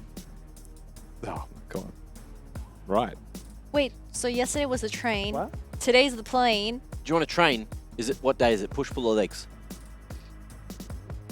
On the Rift! That Yeah, on the couch Rift. has lots of things to talk through. On the They got Rift, mate. chaotic I energy, need don't to, they? I need to get back into the usually us. solo That's coming queue from match. us. Look, That's okay. usually us. Kitty didn't help me out there. Either way, look, Champ Select's ready for game 2. I'm going to take it to the green room and give you bloody hard talking to. Hey?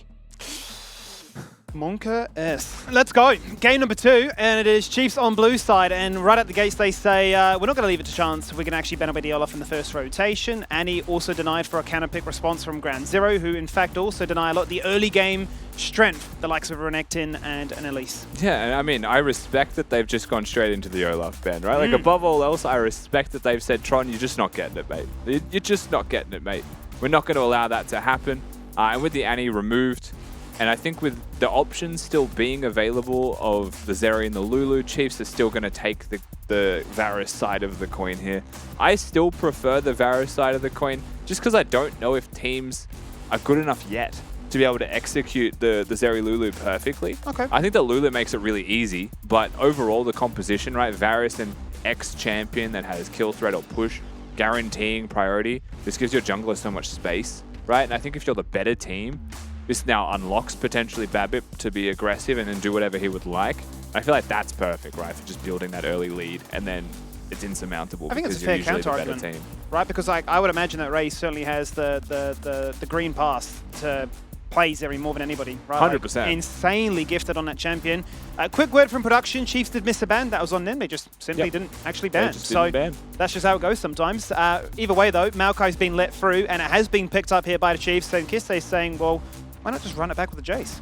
Yeah, the champion that has been banned pretty much this entire day, but hasn't been picked is the Caitlyn. So that is the interesting addition here to the draft that we haven't spoken about. Now, I'm not going to say that this is going to happen, Skimmy, but there is a world that Varus is a support.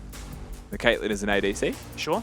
There is also a world that Caitlyn is a support, first and foremost. Now, the biggest and most interesting thing that we're seeing right now is at Ground Zero, fair choice to prioritize the Vi, but they go for the Ahri into bans, which means they aren't going to have Zeri Lulu.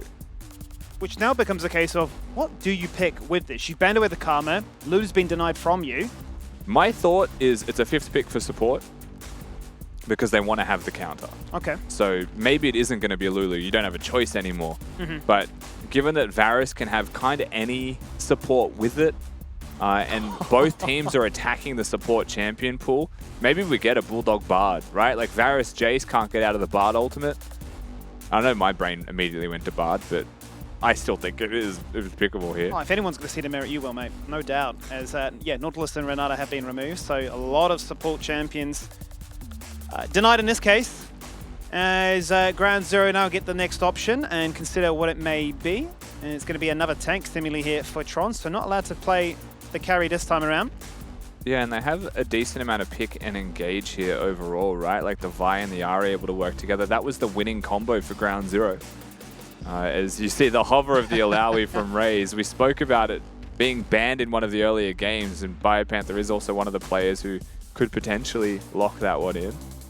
We'll see where he chooses to go. He's looking very menacingly at his screen, isn't he? He certainly is, really posturing. What am I going to go here? Ultimately, Cassante has been locked in, maybe showing that... look, I'm going to teach you how to play the Cassante matchup. Just 2 bruisers having a crack at it in the top lane, but now... If we don't get like a cannon from Biopanther. It is all going to boil down to that support 5th pick. I'm really curious to see, which direction they go with it.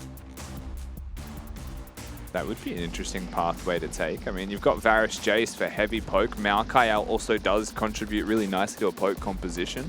Just being able to control side lanes, prevent engage angles. Now that the Soraka is confirmed, you can either match Enchanter with Enchanter and just play a super passive game of League of Legends, or you can go the all-in engage pathway, right? Ignite, engage, tanky support. They have so much engage already, though. Yes.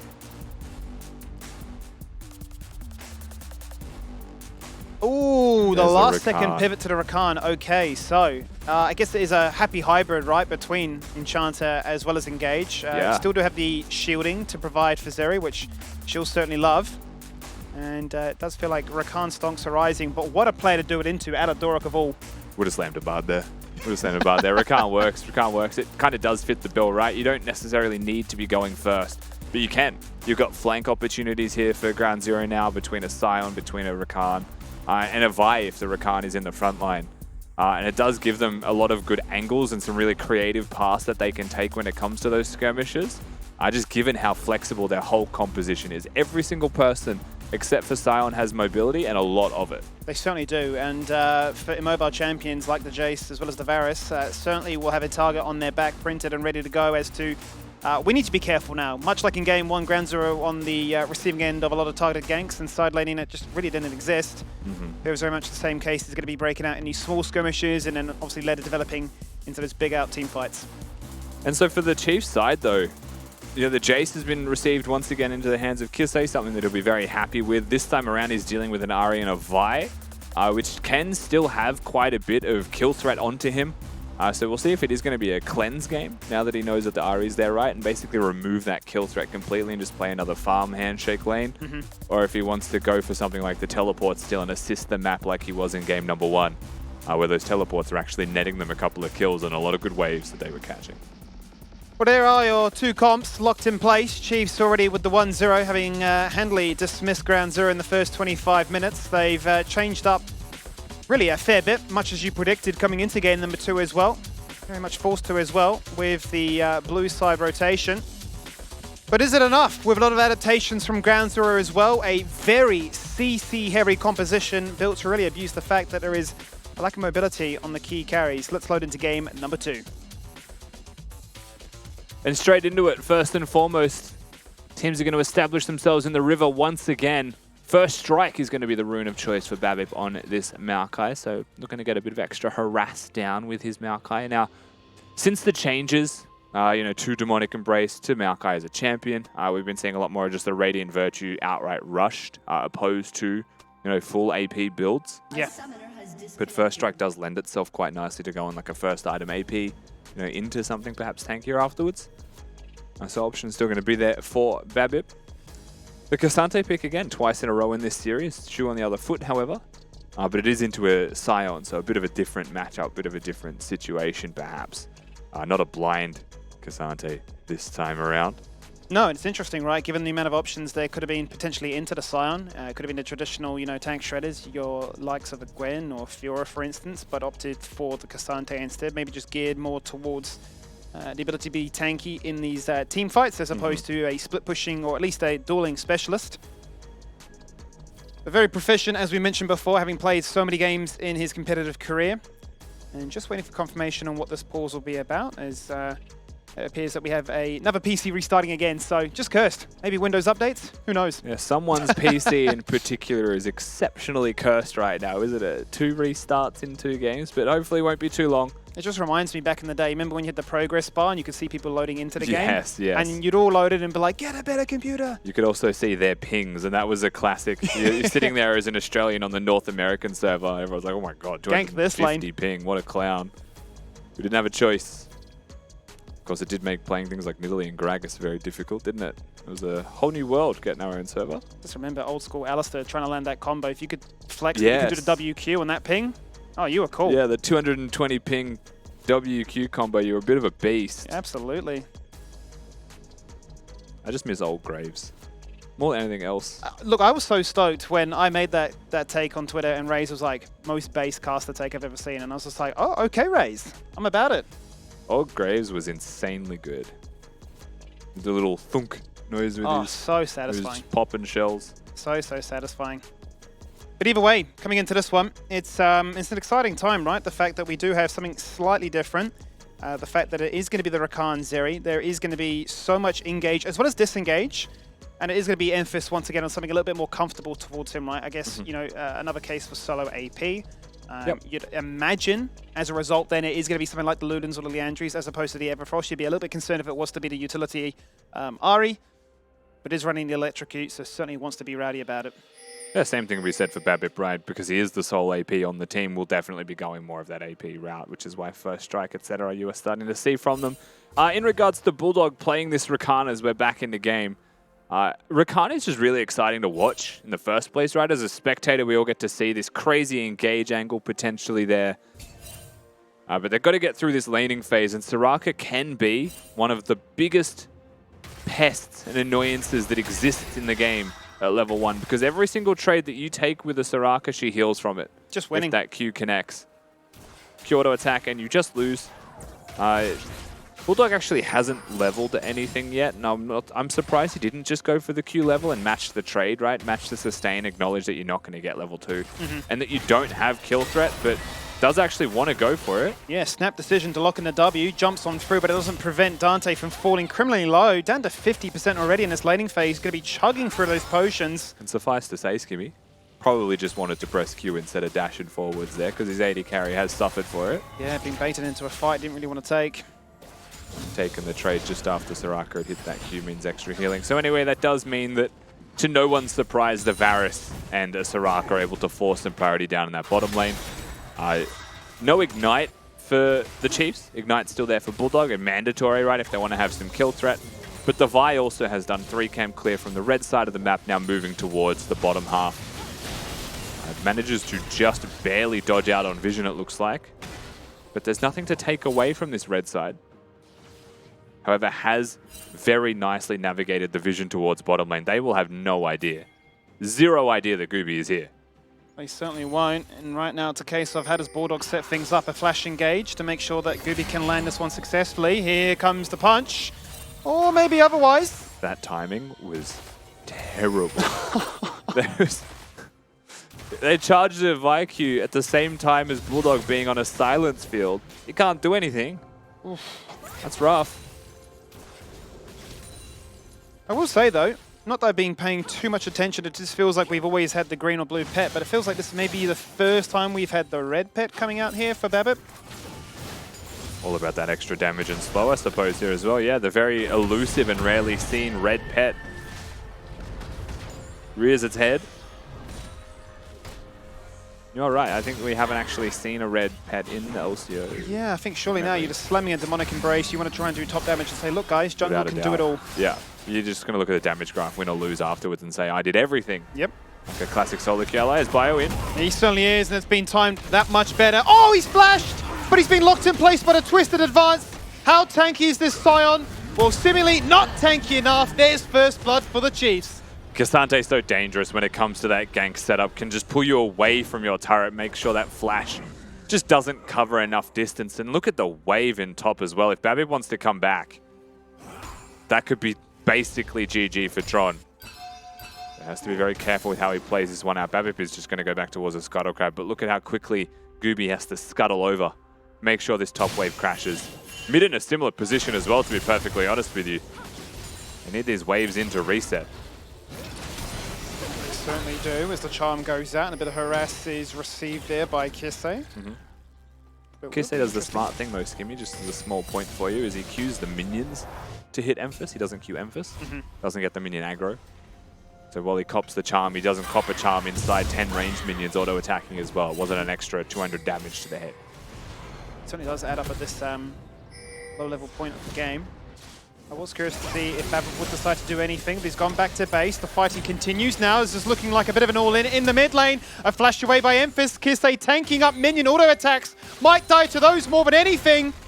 Emphas down to 100. Kisse is gratefully going to live as he levels on up, but maybe not live anymore, as the roaming Bulldog gets the kill. The instinct flash from Kisse was nice, but just gets ignited and dies anyway, and ends up becoming a Summoner Spell trade. Very well done by Bulldog in particular. Roaming towards mid does mean he's going to have no ignite for this bot lane matchup, but much needed transaction there. Something that'll help Emphas out a fair bit. That is certainly will. Really going to alleviate the pressure. Great timing, great read from Bulldog, as you mentioned. Let's see if that translates to anything in their own 2v2 laning phase. Gooby straight away towards mid lane will find himself a sapling. It won't hit him, but will find the sapling either way.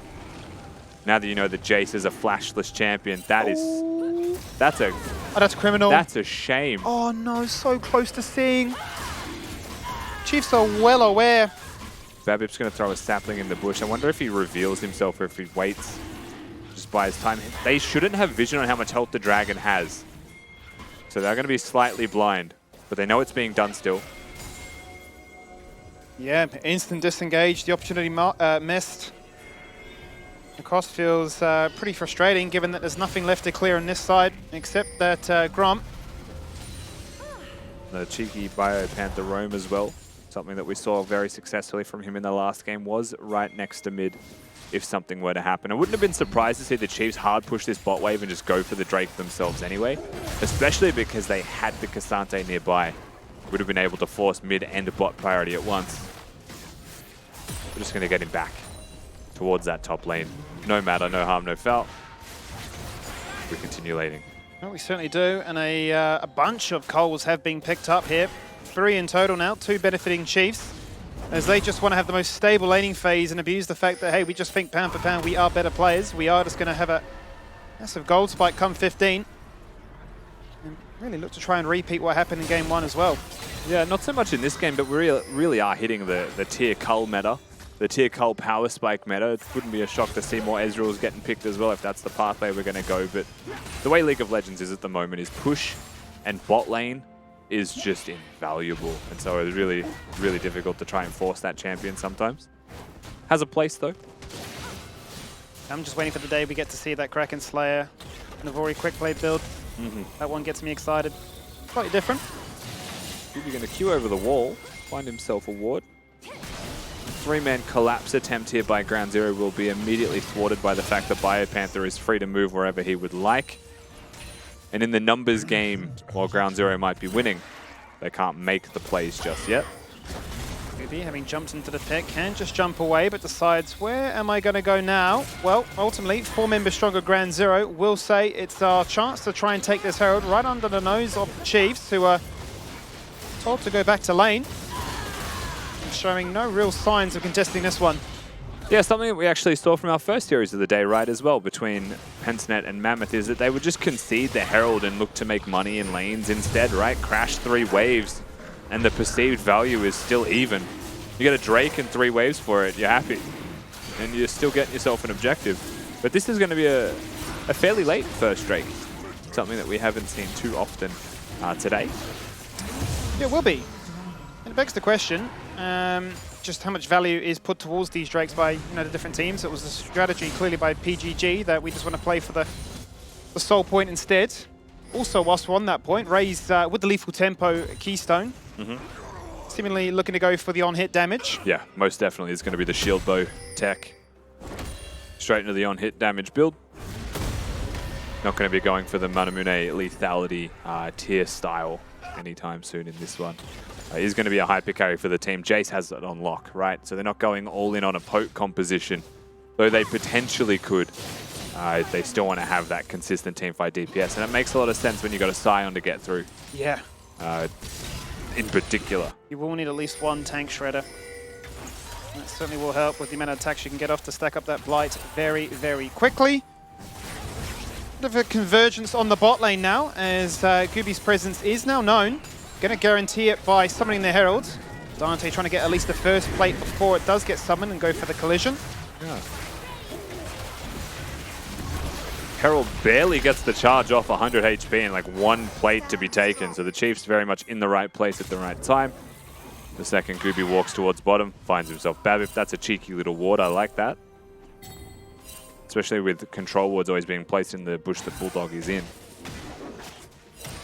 As Kisei's become a jungler. He certainly has, and this is how he is getting Chovy CS, isn't it? Needs to understand still that he's got 1 AP champion on his team, and that is his jungler. So still needs to pay some respects, but had a free time to take away Wolves. Why not, huh? Absolutely. Get revenge on Merkwolf from Champ Select that runs it down by locking weird champions. Definitely Babbitt gearing himself towards that Demonic Embrace with 2 components complete and a Dark Seal in the pockets as well. So he's going to be a bit of a menace with the cheeky little wards on demand with your saplings as well. The first major item spike found here by Kisei, much in part to farming up a storm. Cold complete, Eclipse is there. He's right on time. Isn't unfortunately on time for an objective or anything that they're going to be able to force a fight for, right? If they're going to make a play anytime soon, it would be more around a pick, more around an individual champion that they could lock down. And with that said, Babip is past 6 as Kisei's the one caught. He certainly is. Oh, so many flashes, so much CC, and a lot of damage as well. A big commitment from 3 different individuals, but they do find their ultimate prize. And they catch him warding, right? This is the Jace effect, something that we've spoken about all day. So very refreshing to see it happen. They collapse on one of the most killable champions. Does so much damage, but has no way out, no safe point. And they lock him down twice now, 0 and 2. And twice now it's been roams from Bulldog, not just Gooby ganking on this Vi. Yeah, it's certainly been a pleasure to see the roams working out here from the side of Ground Zero. He's making sure that Kisei is not going to get a repeat of the success he had on this Jace last game. Very different scoreline to open up their accounts here. And really good vision control at the present moment for Ground Zero on the bottom side of the map. You see how much their control stretches. They'll see Alidoric as he redeploys back towards bottom side. Drake up in 1:30, so still very early. Not going to be a Drake anytime soon. Does mean another free reset will be there for the likes of Bulldog, who just took a lot of health in damage. The Chiefs able to establish themselves first and foremost here, Skimmy, when it comes to setting up for this Drake. And you know the biggest reason why?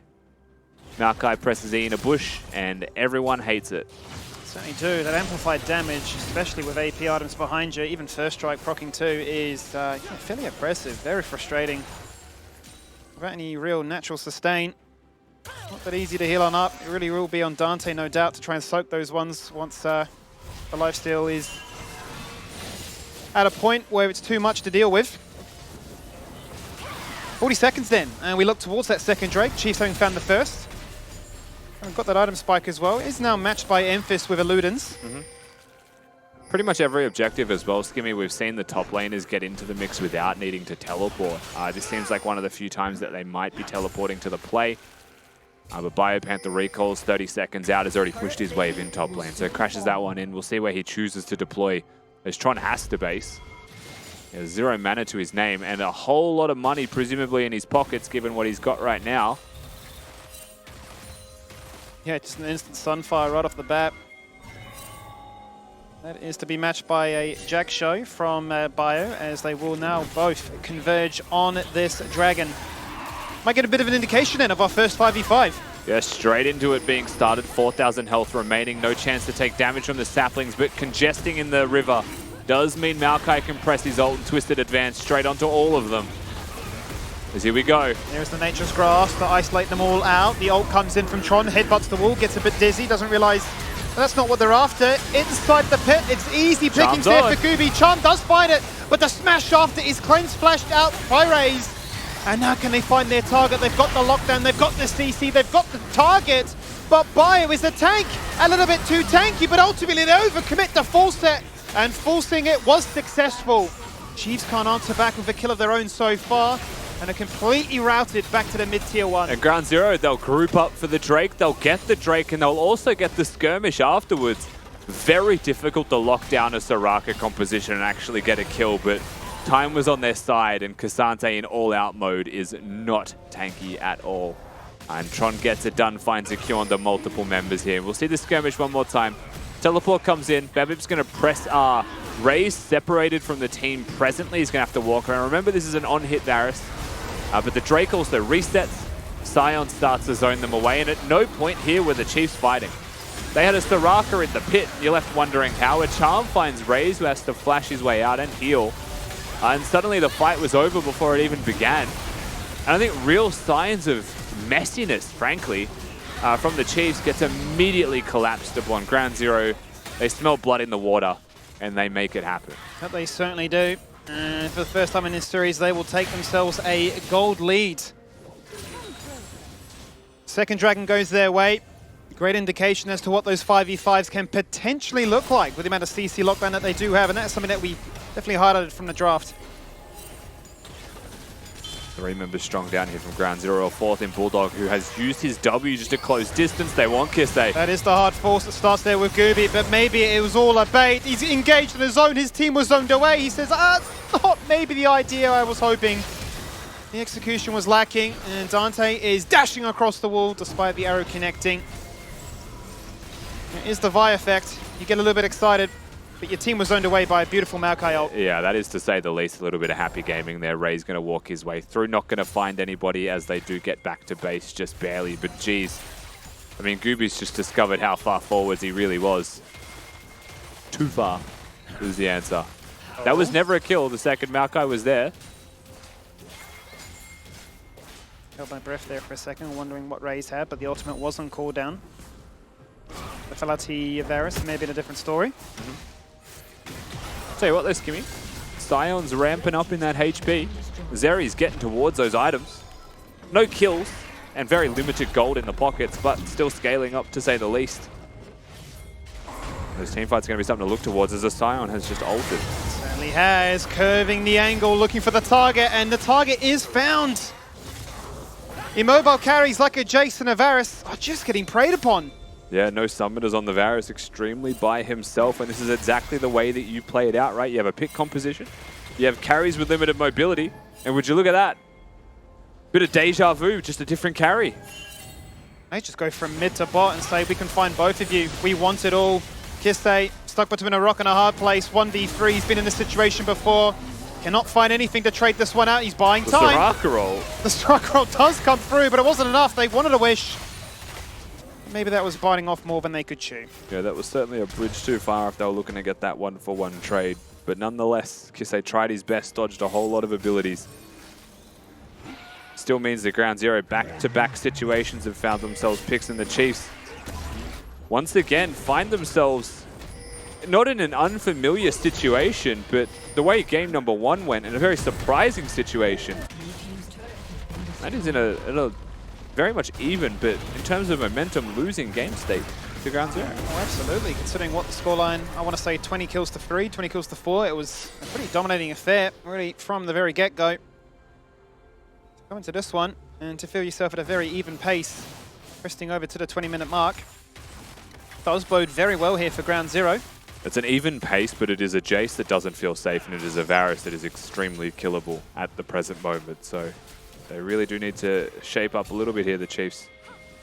But if Ground Zero continue the way that they're going, they are guns blazing in the right direction, causing chaos, really preventing the Chiefs from pushing their luck and making them play a game of League of Legends very much humbled.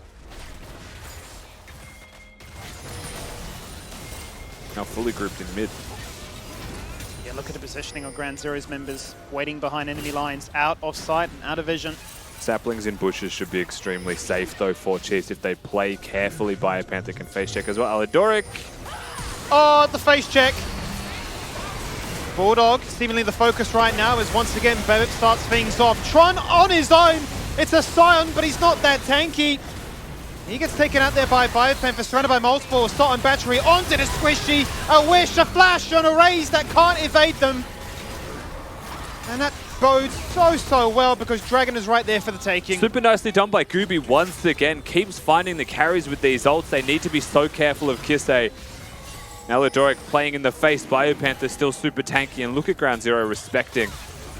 They go for the Drake. They are still going to pull it out. They are still going to do their due diligence. Kisei a real menace right now, and Chiefs hunting. No smite to contest though, that is the difference. So Gooby has this one on lockdown unless Chiefs have some burst to Teleport answer on back. the flank. There's a TP on the flank. Bio on his own, he's trying to do it all right now. He realizes, I don't want to be here anymore. He's buying as much time as he can, trying to be unstoppable, trying to get a kill. He kills one. He does get a kill. You can have your Dragon, but I'll go down swinging. And with the teleport being used by Tron, ultimately does become a 1-for-1 trade. You take those on the back end, but still, when all is said and done, when the fight dissipates, very favorable for Ground Zero. Tron is super tanky, but they want him. Yeah, they certainly do. He's flashed away. Look how much displacement they have. Bramble smash into Hammer smash into dead again. He thought he was near his turret, Skimmy. Ended up being near the Chiefs turret. Watch this skirmish one more time. Aladoric flashes instantly, dodges out on all the damage that could have killed him. Super crucial that he does that because if the Viking connects, he is done for. Babip goes, but at the same time, Tron is caught. Varus does a whole lot of percentage HP damage. It becomes a 1-for-1, but in undead form, Sion's chasing him down. And Gooby says, get back here. Let Tron whack ya. And so they'll get the major pick that they really needed. And that's what swung it in favor of Ground Zero is Babip in trouble. He certainly is in trouble. The charm goes out, the lockdown is there, and Babip once again on repeat is taken on through as we now see a TP coming out of Biopanther. A blast cone on a chem tank map means you get knocked so far back. And that may have been the saving grace there for Ground Zero, potentially caught out of position. And just not enough vision for the Chiefs to continue pushing aggressively through as well. Emphas was going to be there on the flank if it came to it. This mid lane outer turret is going to take some damage. I don't know if it'll fall down just yet. Biopanther on a flank, so they have to respect. They do. Shieldbow's already been procced, and Aladoric is still keeping them interested, but not enough for Biopanther to get here anytime soon. Gooby is controlling this game right now. There's night and day between games 1 and 2 from the jungler of Ground Zero.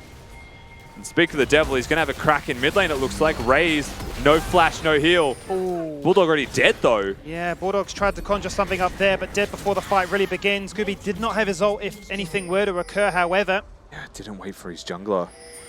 Pulled the trigger a little bit too early on. The ult's available now.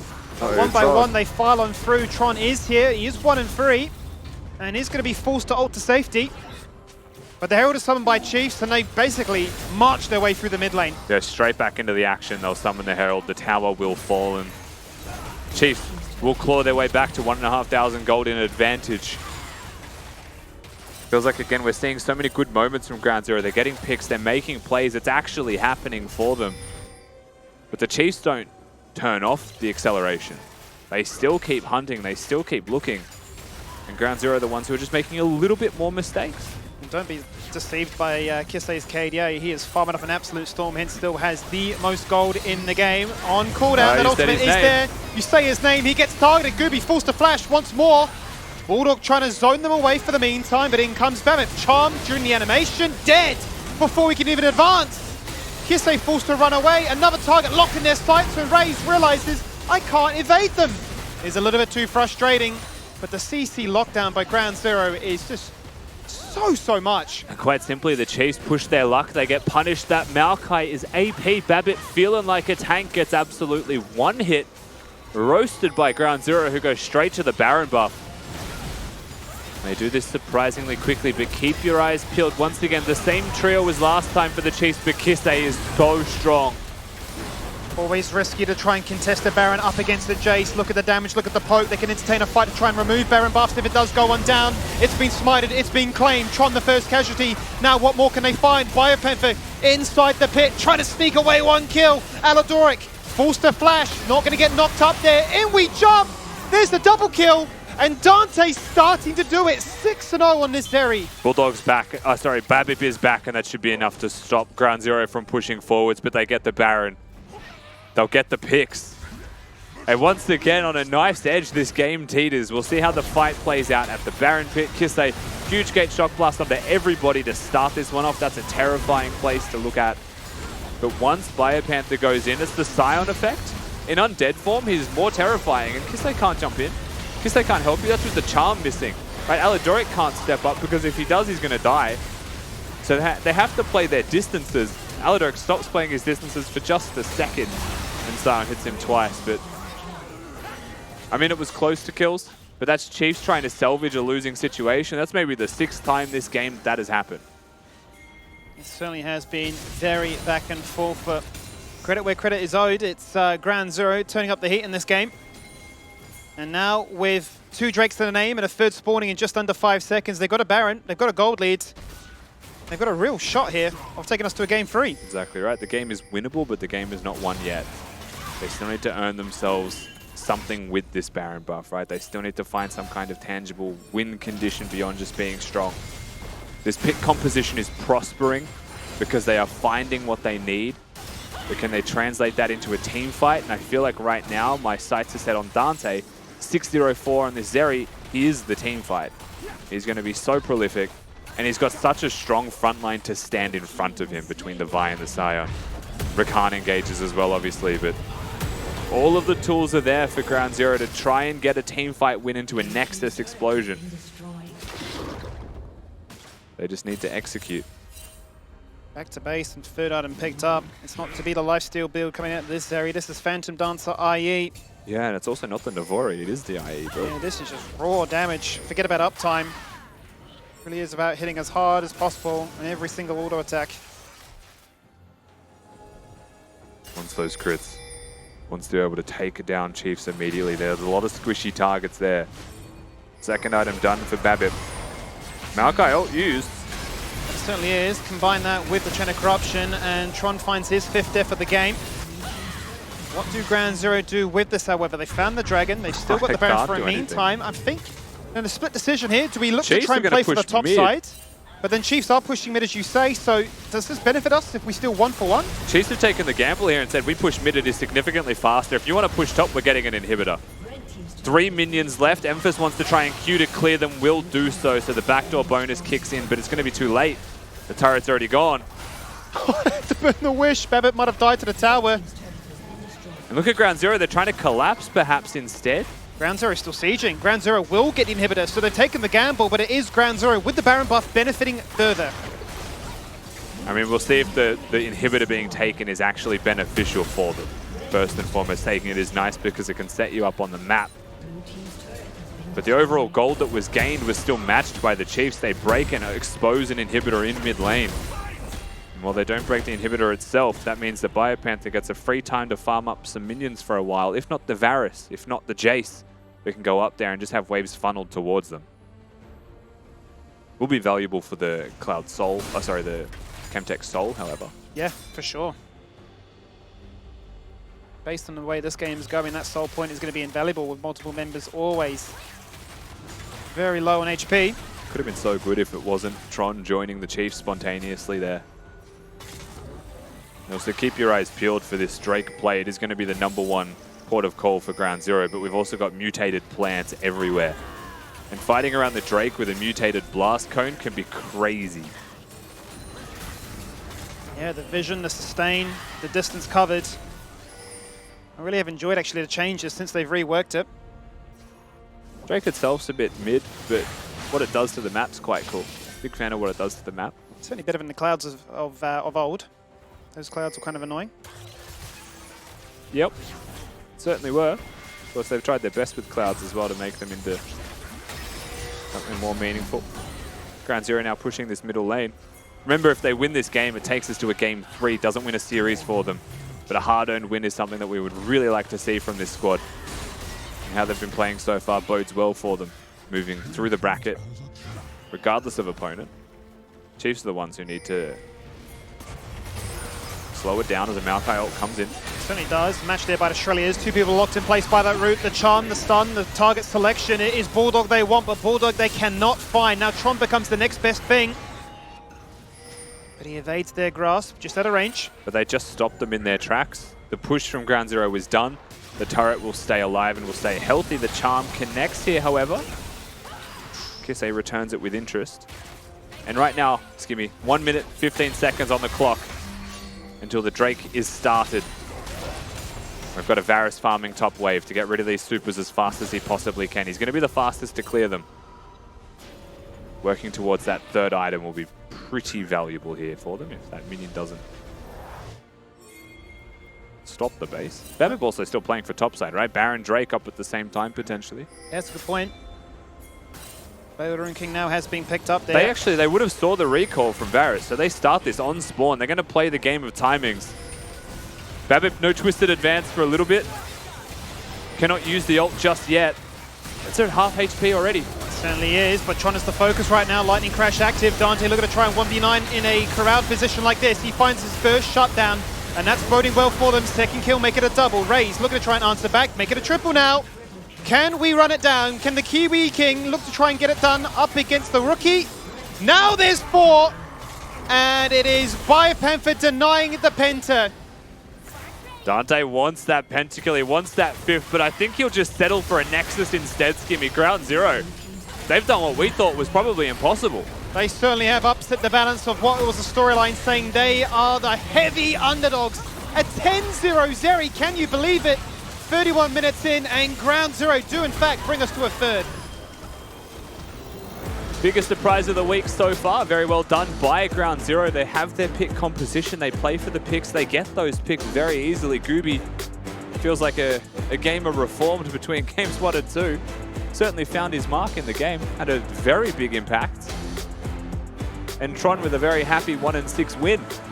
You can't ask for much more as a Scion. An absolute passenger for their victory, but no doubt stoked by the ultimate outcome. And I think for me, the biggest takeaway was the fact that, you know, when we have these interviews, players say a lot of things, I'm so ready, we can't wait to do this. There is that actual takeaway from what Dante's saying actually holding true. They were different, they were stronger. They've taken down the Chiefs. Well, you can see they made those adaptations going into Game 2. Look, you did say maybe save a prior pick for Tron, but he just got to do what he wanted to do anyway. Everyone else still doing the heavy lifting. Dante, a spectacular performance, and it looked like the Dante of old, right?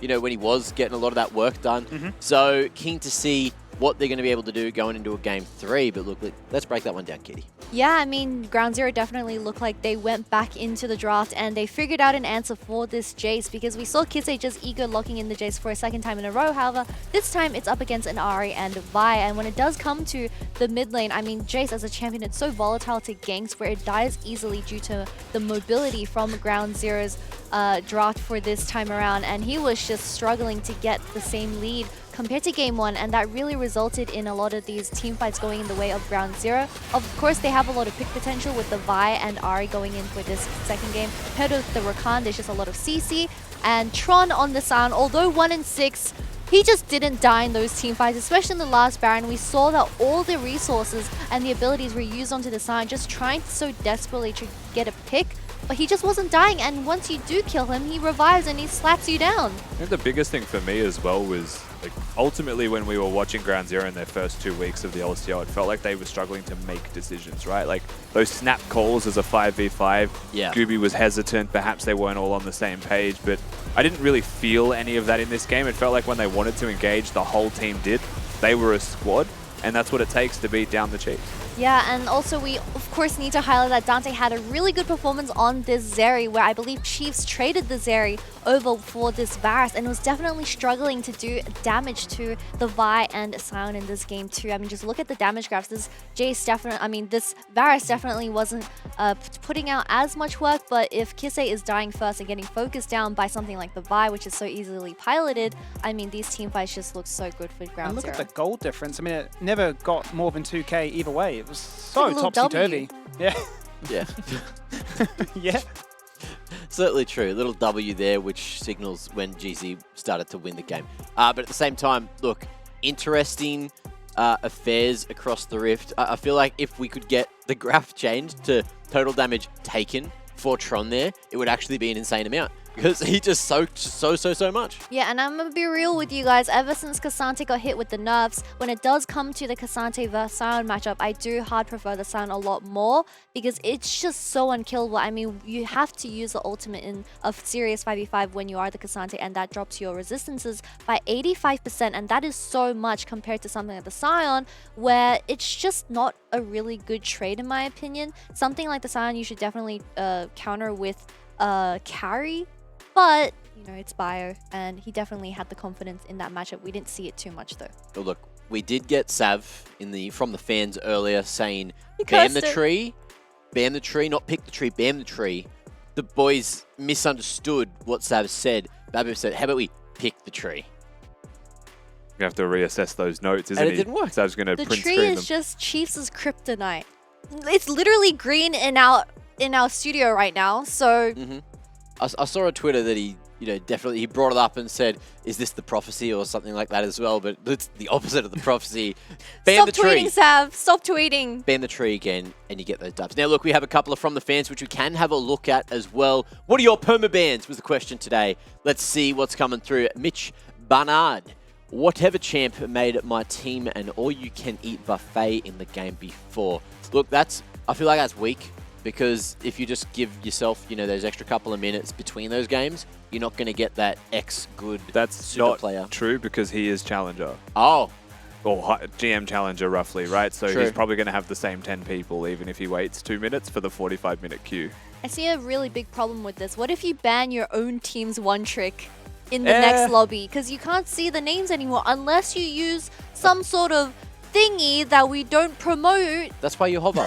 That's why you hover what you want to play, so they don't ban thingy. it. Uh-huh. The thingy. We've got a couple But more. we all know. We got a couple more to Voldemort. get through as we figure out what the thingy is.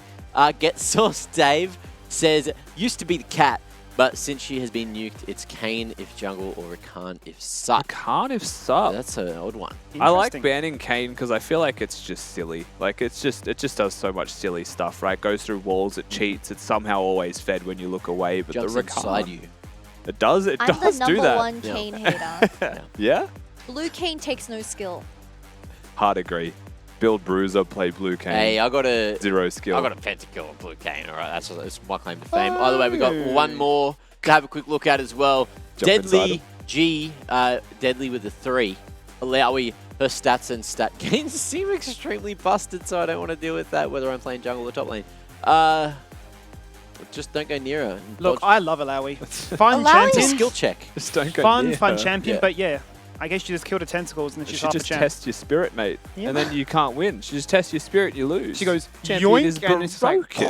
all the tentacles You know, come out and you say, I've watched enough anime to This see how is this really one plays scary. Alawi is a champion that is dominating the meta or is a complete trash champion. And I've been seeing a couple of Alawi Yup. top lanes in my solo queue games. I'm getting really Is that how low worried. you've gone? Oh no. out. Oh, bruh. I've exposed my rank. I'm in silver now. Look. Ah. Look, at nothing, because it's break time. We've got a break screen. That's going to be pretty for you to look at. But we're going all the way to 3 in a best-of-3 series. It's unheard of here on the LCO, but it's happening after the break. He is, but Tron is the focus right now. Lightning Crash active. Dante looking to try and 1v9 in a corralled position like this. He finds his first shutdown, and that's boding well for them. Second kill, make it a double. Raze looking to try and answer back, make it a triple now. Can we run it down? Can the Kiwi King look to try and get it done up against the rookie? Now there's 4, and it is Biotech.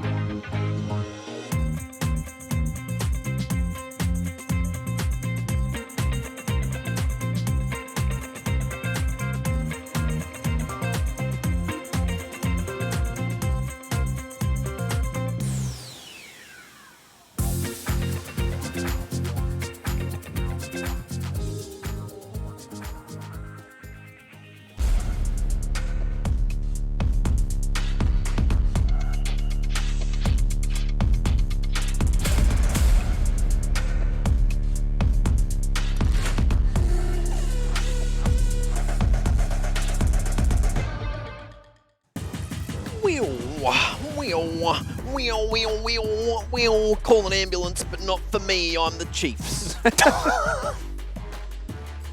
What a way to intro back the show. I love that, bro. That's gangster. Have you ever seen Auntie Donna? Next time I see... What? That was the most Broden Kelly thing I've ever heard from you in my life. That was exceptional. Thank you. By the way, look, my Not tickets... for me, I'm the tickets. I'm sorry. Tickets to my show are free because I'm here on the LCO every bloody night that it's on. So, hey, how you doing? Max comedy tour, eh? Far out. That's good. We went He hard. goes from Magic Mike to comedy. I know next time I see Sap and the boys, I'm literally just copping one of these. Just like, can you stop being mean to our brand? But it's like, hey, but it's fun. Look, honestly, we're just here to have fun. But look, our Chiefs going to win the series. I was going to say yes. We all thought yes. Yeah. We all gave them that 2-0 in the prediction. But now we're in 1-1 territory. So not only did we get the scoreline wrong for our predictions, we might all, every single one of us, get our predictions wrong if GZ play like that again and if Chiefs don't pick up their pieces and, belt their pants. Yeah, I mean, they might want to belt their pants, but sometimes gamers don't wear pants when they play games, Matt. Oh. We'll never know. But they're all on cameras, Rusty. They better be wearing bloody waist. Oh, pants. you only see The up to waist here, up. mate.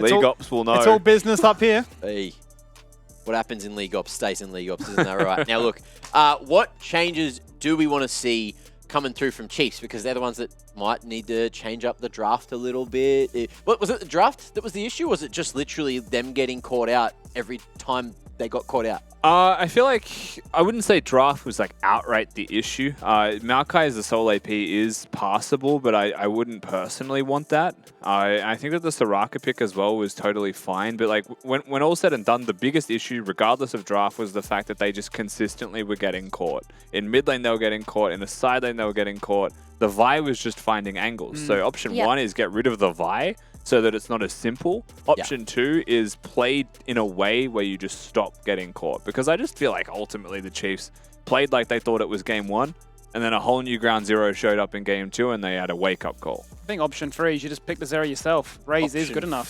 4. So I give it to Dante. Nocturne. I'm good with I option 4 hecking as love Nocturne. Jerry. Give you a Nocturne. Like, then hecking that's the love thing. Like, if Arcane. Vi's going to get banned or even Yeah. maybe picked by Babip, Nocturne is pretty easy. You got like one skill check of pressing W Mac, at the right Yep. time. And Why not other go one than step that, further? right clicks, mate. Hey, I'm all for it. Why mate. not look in Shyvana, mate?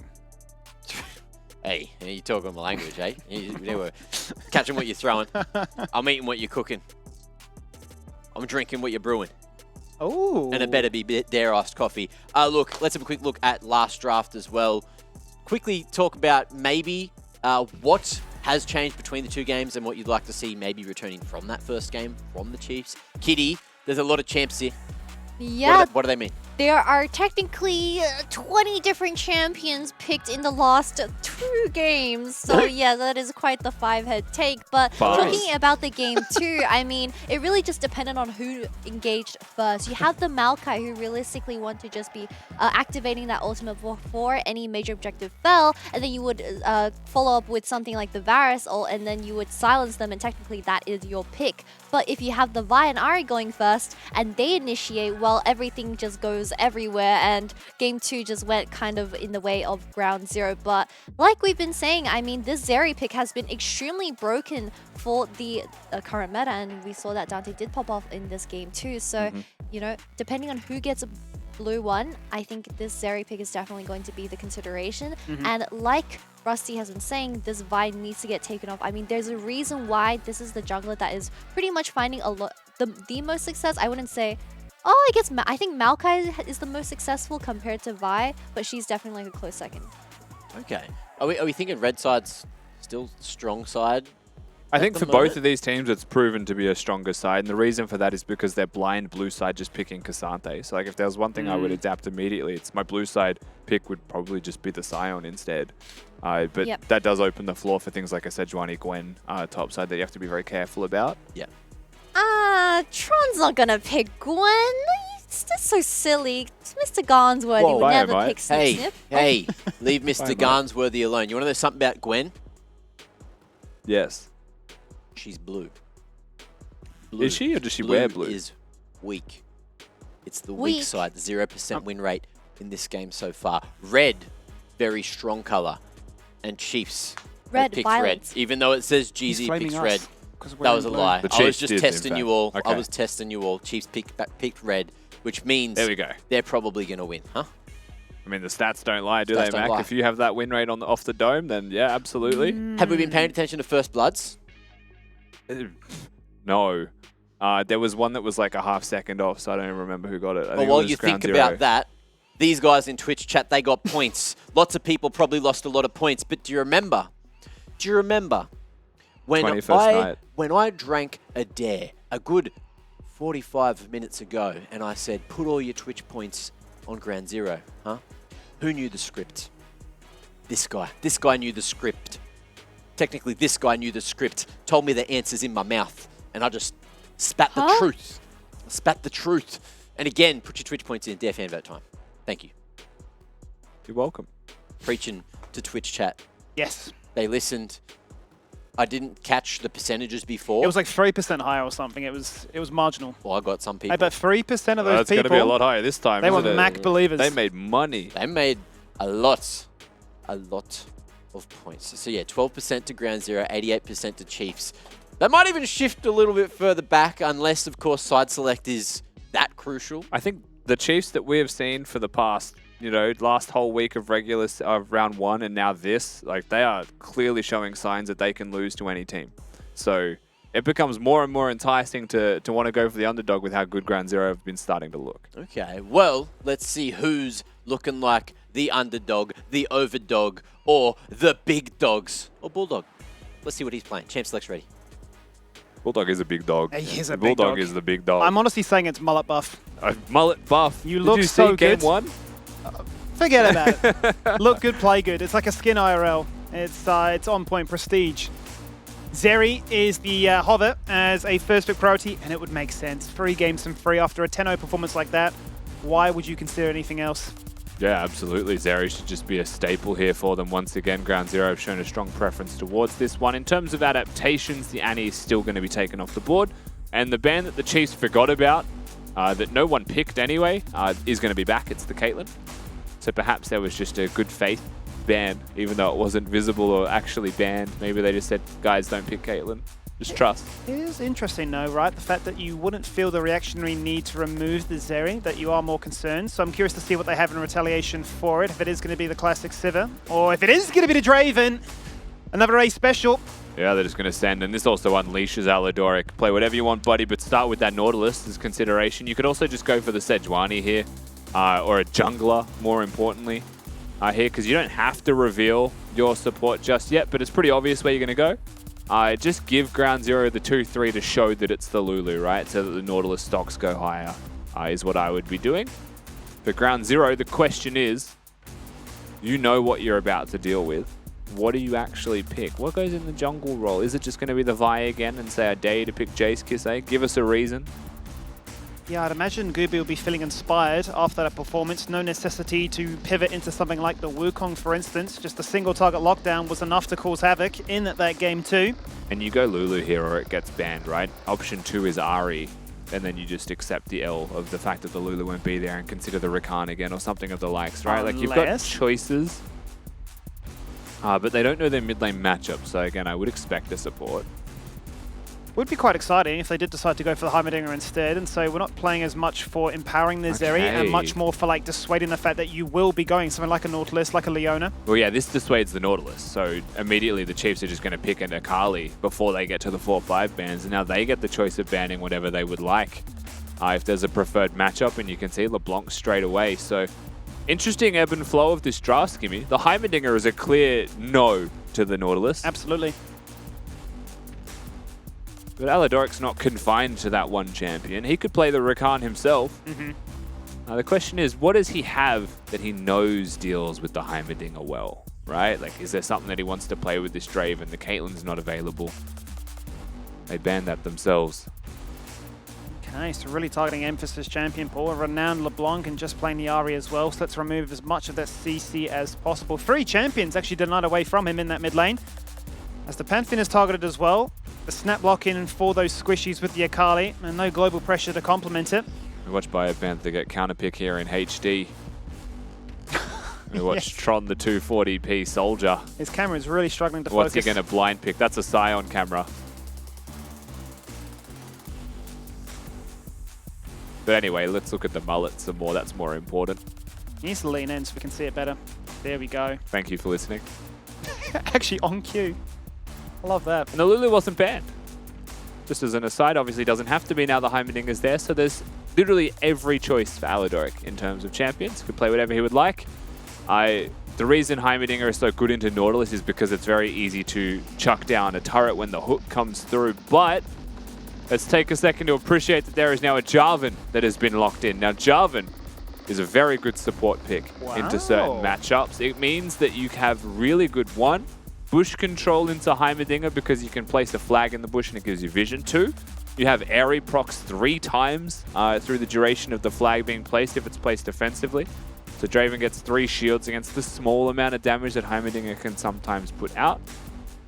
So we're getting some picks, aren't we? Yeah, we're not defaulting to a Leona or a Khan or a staple of Aladoric's champion pool. No, we're busting up the Jarvan and not in the place you may have thought it to be. Response is very curious by Ground Zero, though. A cheeky Swain. This feels is like an Alawi angle, surely. Surely Biopanther locks in the Alawi here and we just have an all-time composition. It's not just going to be a meta Jax. Chippies went Darius. The least Bio could do is consider the Alawi. Doesn't want to gamble the series on the Alawi. No, goes for the Jax. I promise you he was saying. Look at the giggle. He hasn't got a smile of a Jax player. He's got a smile of some cheese that he was concocting there. But guys, Zach wins this top lane matchup. Trust me, boys. No, we want to win. Play standard. Okay. No. It is locked in place. So the Jax side matchup should be an exciting one to say the least. Seen this as a bit of a, I guess, a 1-for-1 that's been prevalent elsewhere as well. Jax has always done fine in the matchup, but Sion's also always weathered the matchup quite well. Jax is one of those champs that's meant to be designed to scale into the game. Sion scales into being a super tank. The question still remains, though, Skimmy, as we have seen a couple of swaps here and there. Is this final for Emphas and Tron, or are they going to go for the Sion back towards top lane? You'd expect Emphas is going to be the Swain. And you would almost expect, regardless of roles that they're about to play, that Emphas would be the Swain, Tron would be the Sion. For and sure. they would just swap lanes. So, with that aside, Akali in mid lane, the sole magic damage threat of the team, was one of the reasons why you didn't see some kind of other, heavy AP mage threat. You want to have that AP assassin be the sole choice.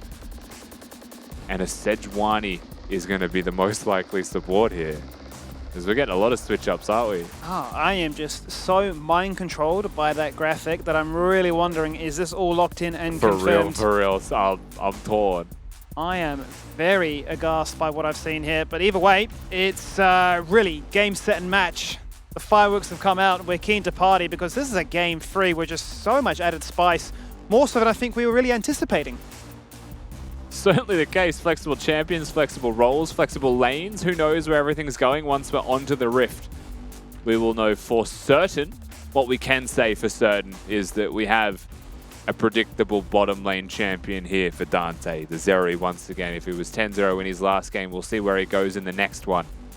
But the Draven on the opposite side throws a huge wrench in the works because you know how good Raze is on this pick. He is so proficient. And I just remember that one memorable moment where he chucked out the ultimate. I think it was on a ward or on vision and just sniped somebody all the way back towards their side of the base.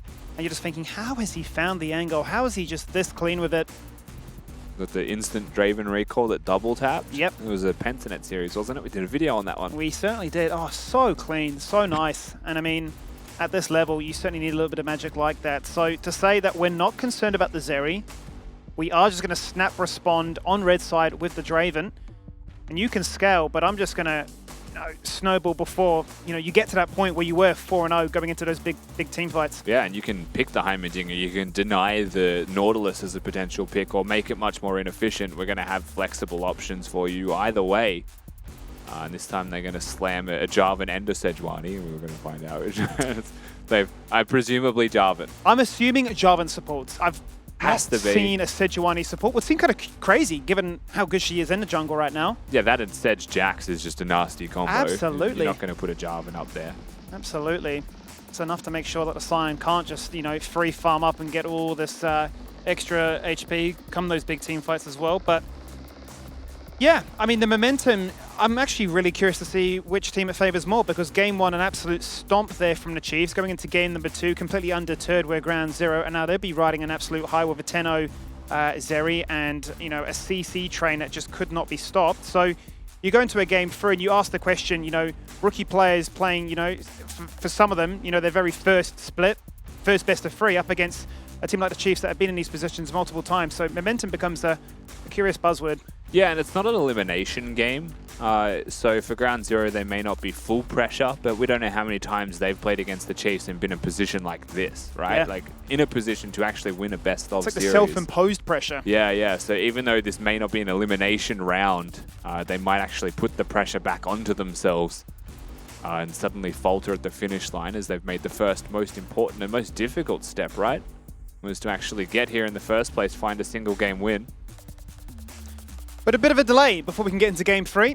Maybe because some of those champions weren't in the right position. We'll never quite know as we wait to get ourselves into this one. But either way, I mean, I'm geared up for whatever this one has to throw us, because it does have the champions which can really give us the explosions we would desire, especially pre-15. It's going to be aggression. It's going to be a case of showcasing that, hey, you think you're good? I'm here to try and humble you. So I'm always drawn to bot lane. Maybe it's just a little bit biased because I'm a Kiwi and it's 2 Kiwis as the AD carries. Yo, what's up? We're back because we have heavy opinions on this draft. Kitty, tell me everything you know. Well, okay, so we've gotten a bit of questions for which champion is going into which lane. Most likely a Jarvan support, if I am not incorrect. Yes. Jack okay, support. so the Zeri, of course, went to the side of ground 0 once again. Dante feeling very confident with this pick, where he picks it for a 3rd time in a row, I believe. What did Raze play game 1? Raze played Zia. Yeah. Yes. Yeah. Zia. Zia. But yeah, Dante feeling very confident, and so they locked that again. But Draven and Akali being locked in for Chiefs. I mean, I said it straight up to Mac. Kise is angry. Raze is angry. You don't want Chiefs to be angry, because they are going to look better than ever.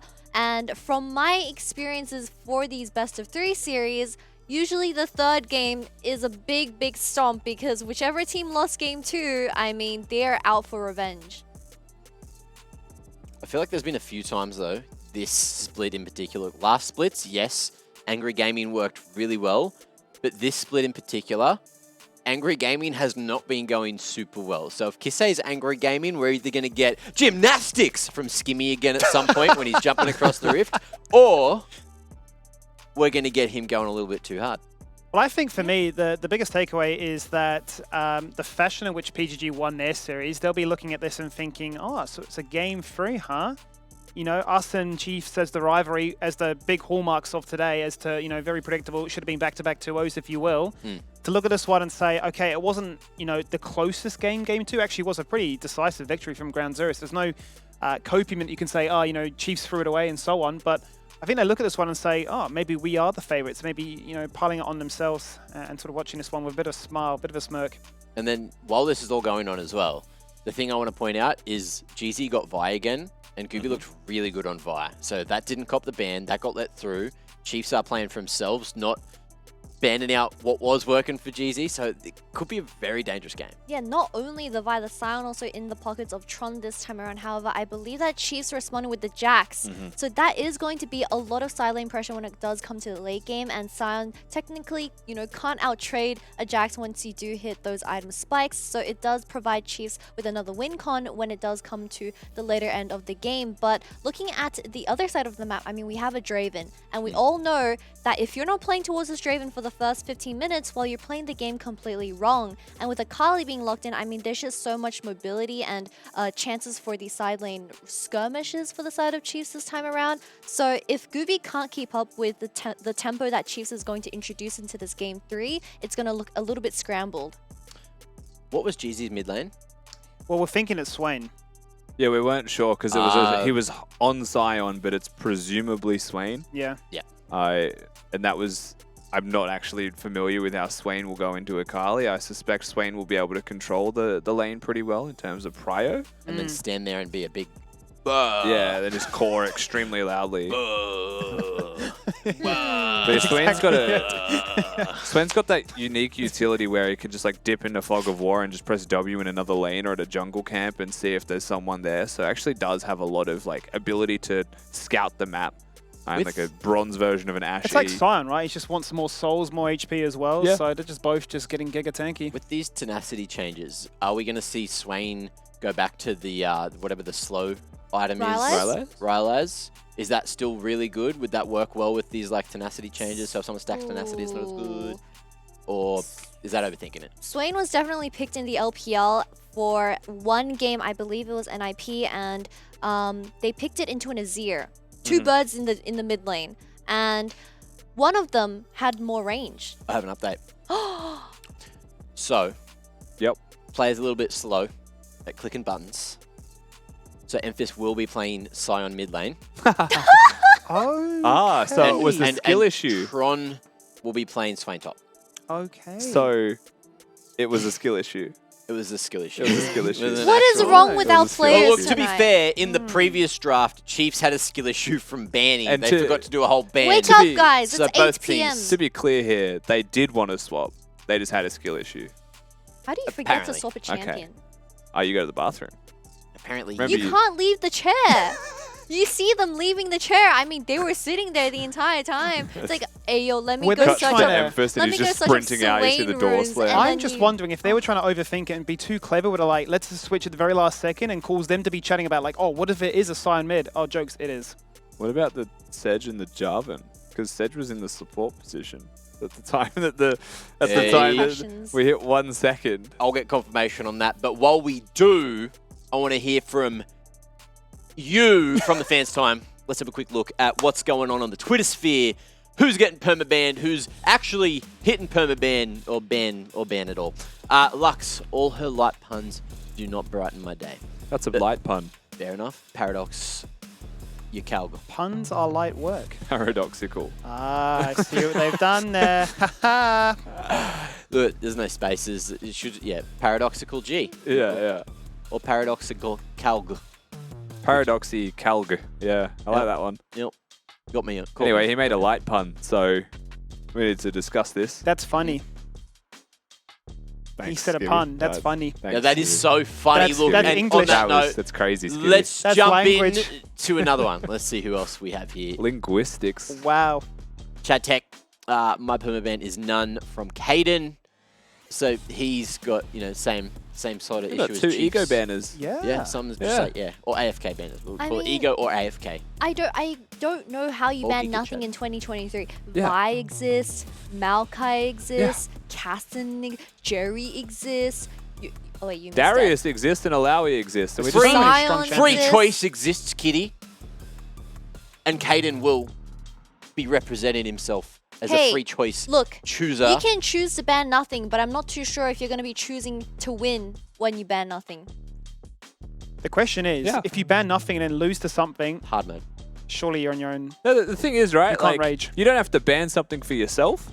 Ban it for your teammates because you don't trust them. Hey. That's why you get rid of something that's overpowered so that Blue my fingerless and handless teammates, Yep. My limbless team. my limbless My teammates. silver, Headbutting the my keyboard. silver Zed wanna be a player.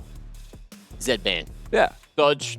Get Ban in for mid Varus laner. so that my Okay? support doesn't play T1 champions. Are there champions, Mac, that you deliberately let go through because you know that the opponents don't actually have the hands to Well, use them? funnily enough, if we have a look at another one of these from the fans, I'll tell you exactly what I'm letting through.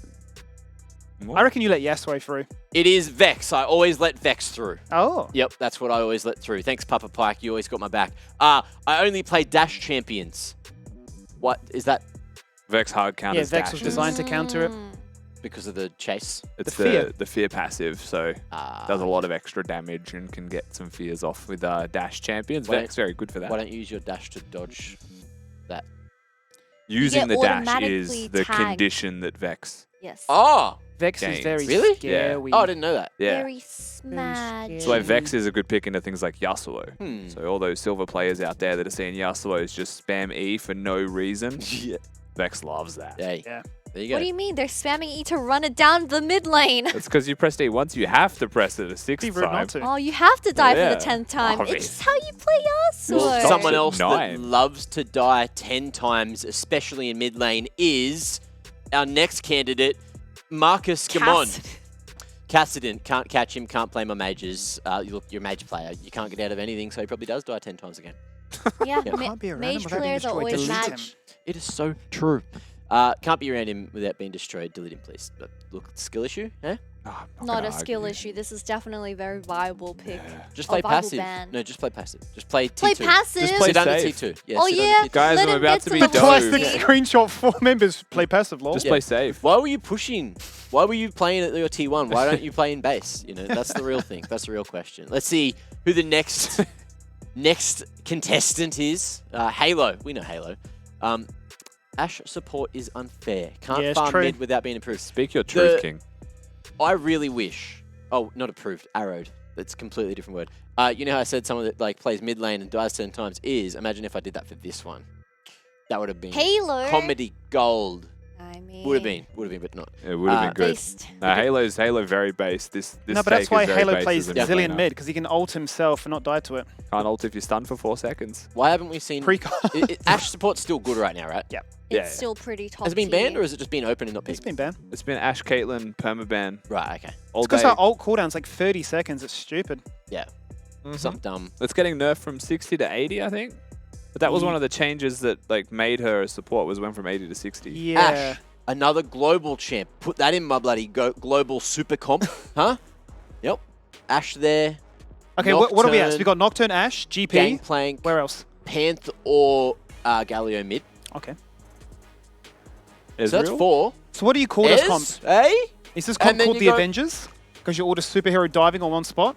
Yeah, sure. Yeah? Yeah. Yeah. Does it work? I don't know. Probably. How's Ez and Ashe as a lane? I mean, it would It work. sounds good. Yeah, That'd it'd work. that'd work. Slow, skill shots. Ashe should play in the bushes, Ezreal would play out of the bushes, and they just like converge with how they play on They waves. sandwich the enemy. They just be carbon and just be like, hey, Yes. what's going on? Just hide it in the I think it's a condition with a comp like that, though. You need to both be on Discord together. One-on-one, not a Discord server. One-on-one DMing. One-on-one? Yeah. And then as you're laying your skill shots, go pew, pew, pew, pew, pew, pew. Oh, you can't hit Is without that- saying it. Is that not Yeah. what is that not what communication is? Is that not what these No, LCO no. players do? I'm talking like one-on-one with your He duo. wants onomatopoeia. This is almost like a date, right? Like we're just like pew, Yeah, pew, yeah. pew, pew, pew. He wants Discord call, onomatopoeia I'm only. boinging, boing, and there goes the arrow. Yes, Yeah, yeah. bro. hmm Yes. Love it. The more noises, the more DPS. Oh, every time the Ashe arrow is thrown. And the bird, you go caw. Co- Whee!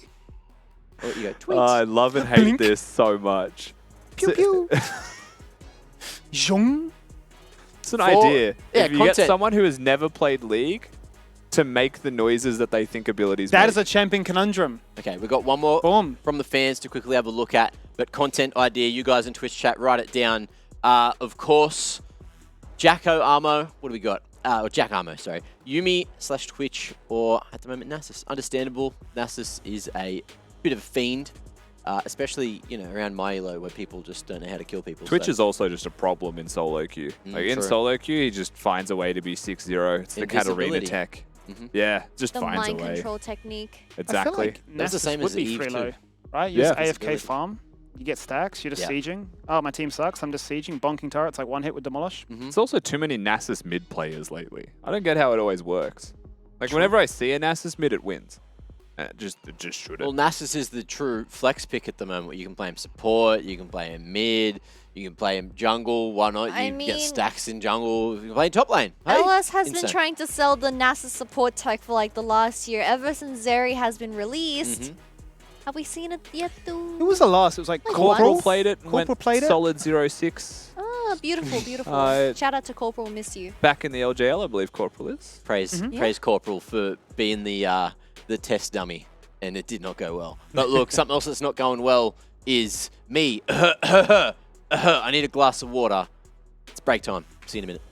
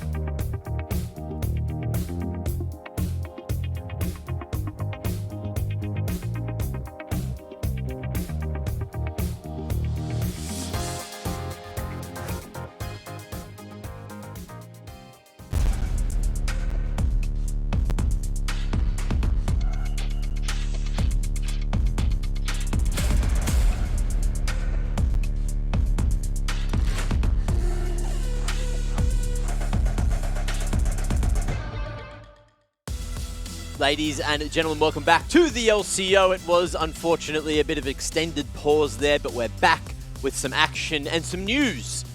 Some unfortunate news. Now, look, I'm just going to read it pretty much word for word. So there was some things that went down and there was a lot of little complications, but a player on Ground Zero has experienced some technical issues while loading into the game, and they have not been able to resolve it. They've used up their time to resolve it. And as a result, because they're unable to field the team, unable to join the match, and ran out of time, they now have to forfeit Game 3, which means that Chiefs will win 2-1 for the series scoreline, and unfortunately we don't get to watch Game 3. So it was a very, very unfortunate series of events for Ground Zero, and they lose today. Yeah, extremely unfortunate. You can't help but feel bad for Ground Zero. Yeah. The universe is not allowing us to have Game 3s in any best of 3s at the moment, but hopefully whatever is plaguing them is resolved before the next games they play. Yeah, well, look, very sad for GZ. I guess happy, sigh of relief for Chiefs. We got Raze here to have a quick chat to for the winners interview. Obviously, look, might be a little happy that you got the win, but obviously, you know, it's not the way you want to win, right? Yeah, I feel like this is like a bit of a loser's interview because we lost that last game pretty one-sidedly. So, and I was like excited to play the last game. Actually, if you ask me, I don't think the draft was favored towards us. So, Ooh, it feels interesting. really bad that they couldn't like actually play that game out. Well, let's just talk about a little bit about that draft. Unfortunately, it didn't go through. But now that you said you've lost the third game draft, in what way? I think our top side's like really strong, but I think my champ like honestly just looked awful in that game. So I think it would have been like really hard for me to play out. So I would have just had to rely on like my team to get me out of lane phase and just hopefully get like a good adoration stacked kill Also, to play that game. I think we fully missed it, and not that it matters now, but was it Sedge support or J4 support? Because we were conversing about that for a while. Can we just get confirmation what Alidor was playing? It was Jarvan Drake in the bot lane. Yeah. Jarvan's support, we haven't seen that in a while up against Zeri as well. So that's very interesting. Hopefully we get to see it for the next best of 3 where you guys will be playing, I believe, the Dials? Yep. Yes. Bliss. So yeah, let's talk a little bit about your next opponent. Bliss, sorry. Bliss. We were both Bliss. wrong. Oh, Yeah. sorry. Tonight has been a very weird night. I'm in a fever dream. But up against Team Bliss, I mean, we've already interviewed 2 of the other top teams where they have said their concerns about this up-and-coming dark horse. So what about you guys? Yeah, I'm like excited to.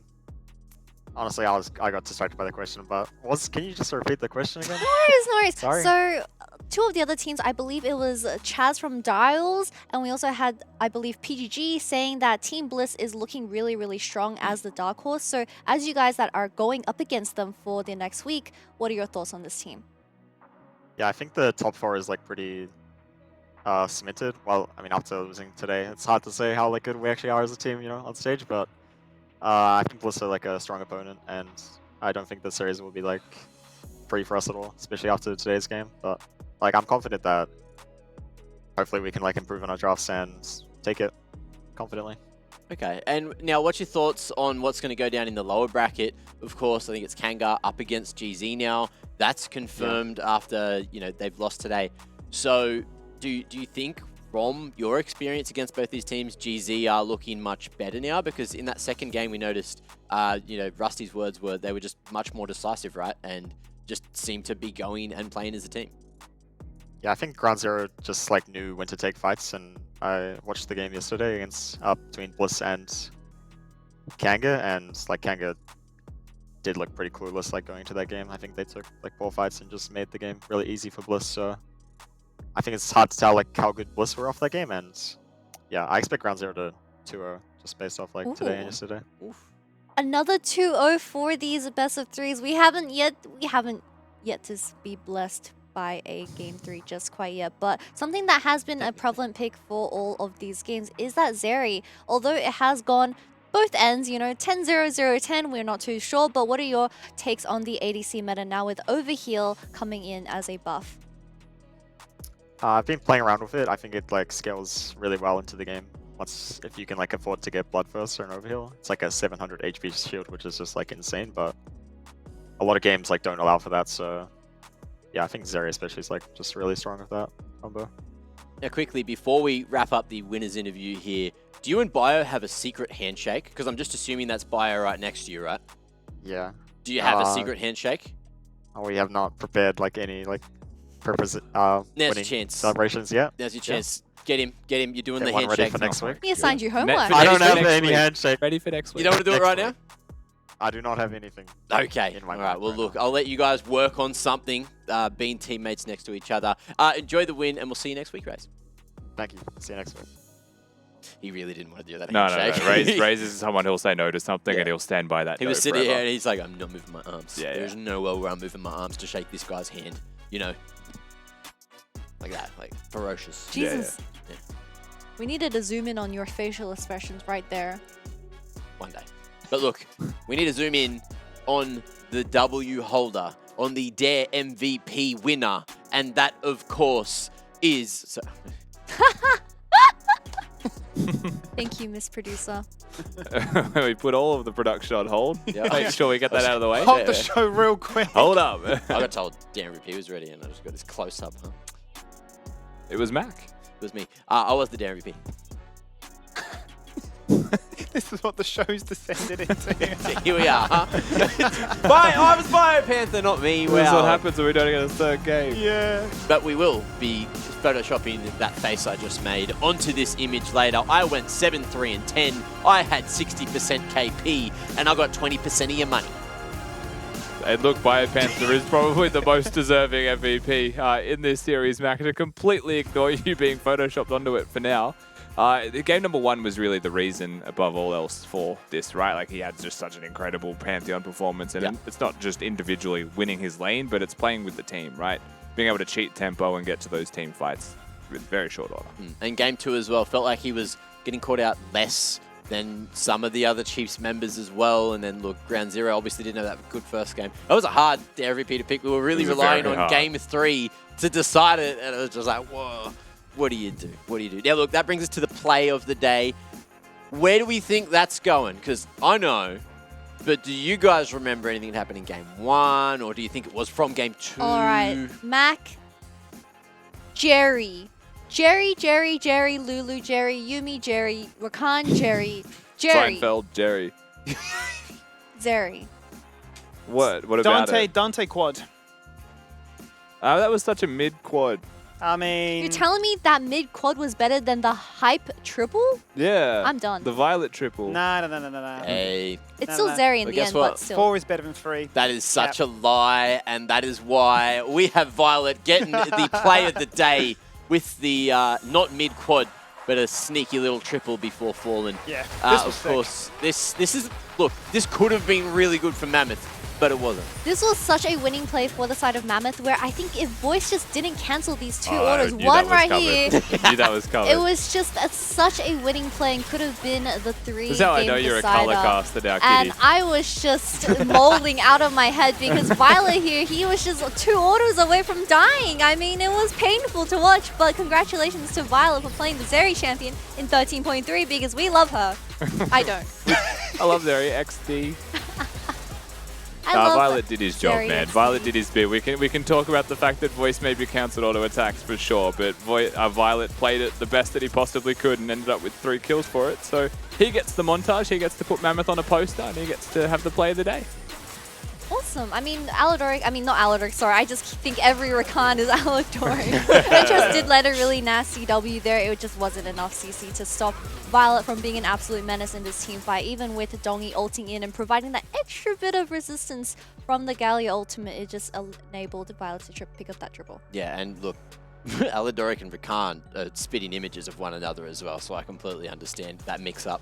Now, look, that brings us slightly more towards the end of the day, and we have a bracket which is slightly more filled out as well, thanks to having these 2 games out of the way. True. So that'll be a little bit more interesting once we get there. But look, this one, are we putting a bow on it? Are we happy with how everything played out? Are we surprised that Chiefs may not be that best of series team that they keep on saying that they are because they lost the game? I mean, we can't say that they're the best of team or not because we only got the 1 loss from them. In reality, we didn't get to see the angry bounce back Best of attempt 2? from them. Huh? Yeah, the rare BO2 from the Chiefs. But I would say right now, Chiefs are probably the 4th probably the 4th best team in our perceived top 4, which puts them in a very much underdog position, and that's a big surprise given that I think most people would have put Bliss there before this week. Rocky waters. Now look, let's have a quick look at the bracket after today's games, after the results. Of course, we got PGG looking to take down the Wolves. Mammoth get their first win here in the bracket thanks to the bye as well, so they're moving on to the lower bracket round 2. And look, that of course is going to be played next Monday, and because there is the bye, we don't get to see Mammoth playing tomorrow on the Wednesday, but they will play the loser of that Direwolves and PGG game. So should be interesting. We got Group B to have a quick look at as well, after everything's been filled out here for that left side, for the top side of the double elim bracket. And as Kitty and I forgot on the spot, look, Chiefs is playing Team Bliss in that round 2 upper bracket. That, of course, is going to be next Monday. Then Monday is going to have bangers. Monday is going to be 2 sick best of 3s. Oh, yeah. And, of course, down the bottom, we are going to be saying goodbye to our first team from the group stage. That's either GZ or Kanga going home. And GZ looked good today, so that would be a travesty if they lose this one. And look, of course, that's going to be tomorrow, 6 p.m. start, not 5 p.m. like it was today. So you can make it home from the train in time. You don't have to watch on your phones. I think the biggest thing for me is how do Kanga between now and then triage what was a very rough performance up against Bliss, right? You know, Ground Zero came at a team like the Chiefs, who are your reigning champions, who are stacked in multiple departments, and said, we're not afraid. In fact, like, we actually crushed you in that game too. So I think Kanga will be watching this one and maybe a little bit upset they didn't even get a game free to watch themselves, to maybe pick up some more tech, maybe some more ideas. But yeah, I think they'll be coming in as the heavy underdogs. Well, look, I know the answer to what you do if you are unfortunately knocked out first here in the LCO, because you know you're not going to be at the LCO playing for DreamHack. So you can book your tickets early, you know, buy yourself a 3-day pass, get down there, see all the festivities we're going to be running for the LCO, of course, and make sure you don't miss out. So they could join us on the cast. They could join us on the cast. How do you get those tickets back? Exclamation DreamHack in chat. I think there we go. I think the URL is lco.gg/DreamHackTix, but Tix is spelt T-I-X. So type that in and tell me I'm wrong or right. The chat and either will way, confirm right or deny if you exclamation DreamHack, it'll take you to the right spot. So do that. You know, that's much easier. Right now, I need to see a live reaction. LCO.gg/DreamHackTix with an X. Yeah? Go. Yeah, banger. Hey! Banger. Look at me, huh? Big W to end of the night. Memory of a goldfish most of the time, but this time love it. Completely different. Any final words after our first double BO3 day? Do we have Max up tomorrow? We do. We got Max in tomorrow. Yeah, I'm gonna go, you know, change my hair, and I'll come back as a completely different person. So that will be very fun. Glue on some muscles. Yeah, might do a little bit of casting. Who knows? Who knows? Who you knows? know, we don't know. But tomorrow, I won't won't be different accent here. today. By the way, look, Kitty, you'll be sorely missed tomorrow, but I'm sure Max will keep your seat warm for next week. Either way, thank you all for joining us on the LCO. Congrats to the Chiefs. Congrats to PGG for getting those dubs today, and we will see you tomorrow for our first elim game here in the group stage.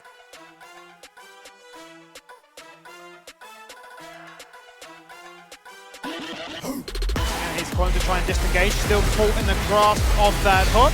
Oh, Shot big away ol'. is the Emperor survive. Baylor keeps him alive just a little bit longer, but not enough to survive that much more. A double kill for the Darius, who's now got a triple, so bleed stacks like you would not believe. As Violet. Oh, great flash away, dodging at the grand entrance. As Akano comes in now. Instant polymorph though dissuades his idea of trying to find that kill onto Appy, but still they persevere. Stun passive connects. Appy living as long as he can, making sure that it is voiced to pick it up. Now excited, looking for a second. Chompers go out, but Shunfai's in trouble. Two-man knock up this time. Shunfai has to turn around. He can't find it. Violet. Look how low they all are. Violet, 1, 2, He's got 3.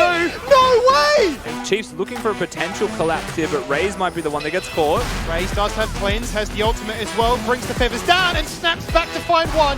Make it a second. Retribution found on the other side of the river, and the fight continues.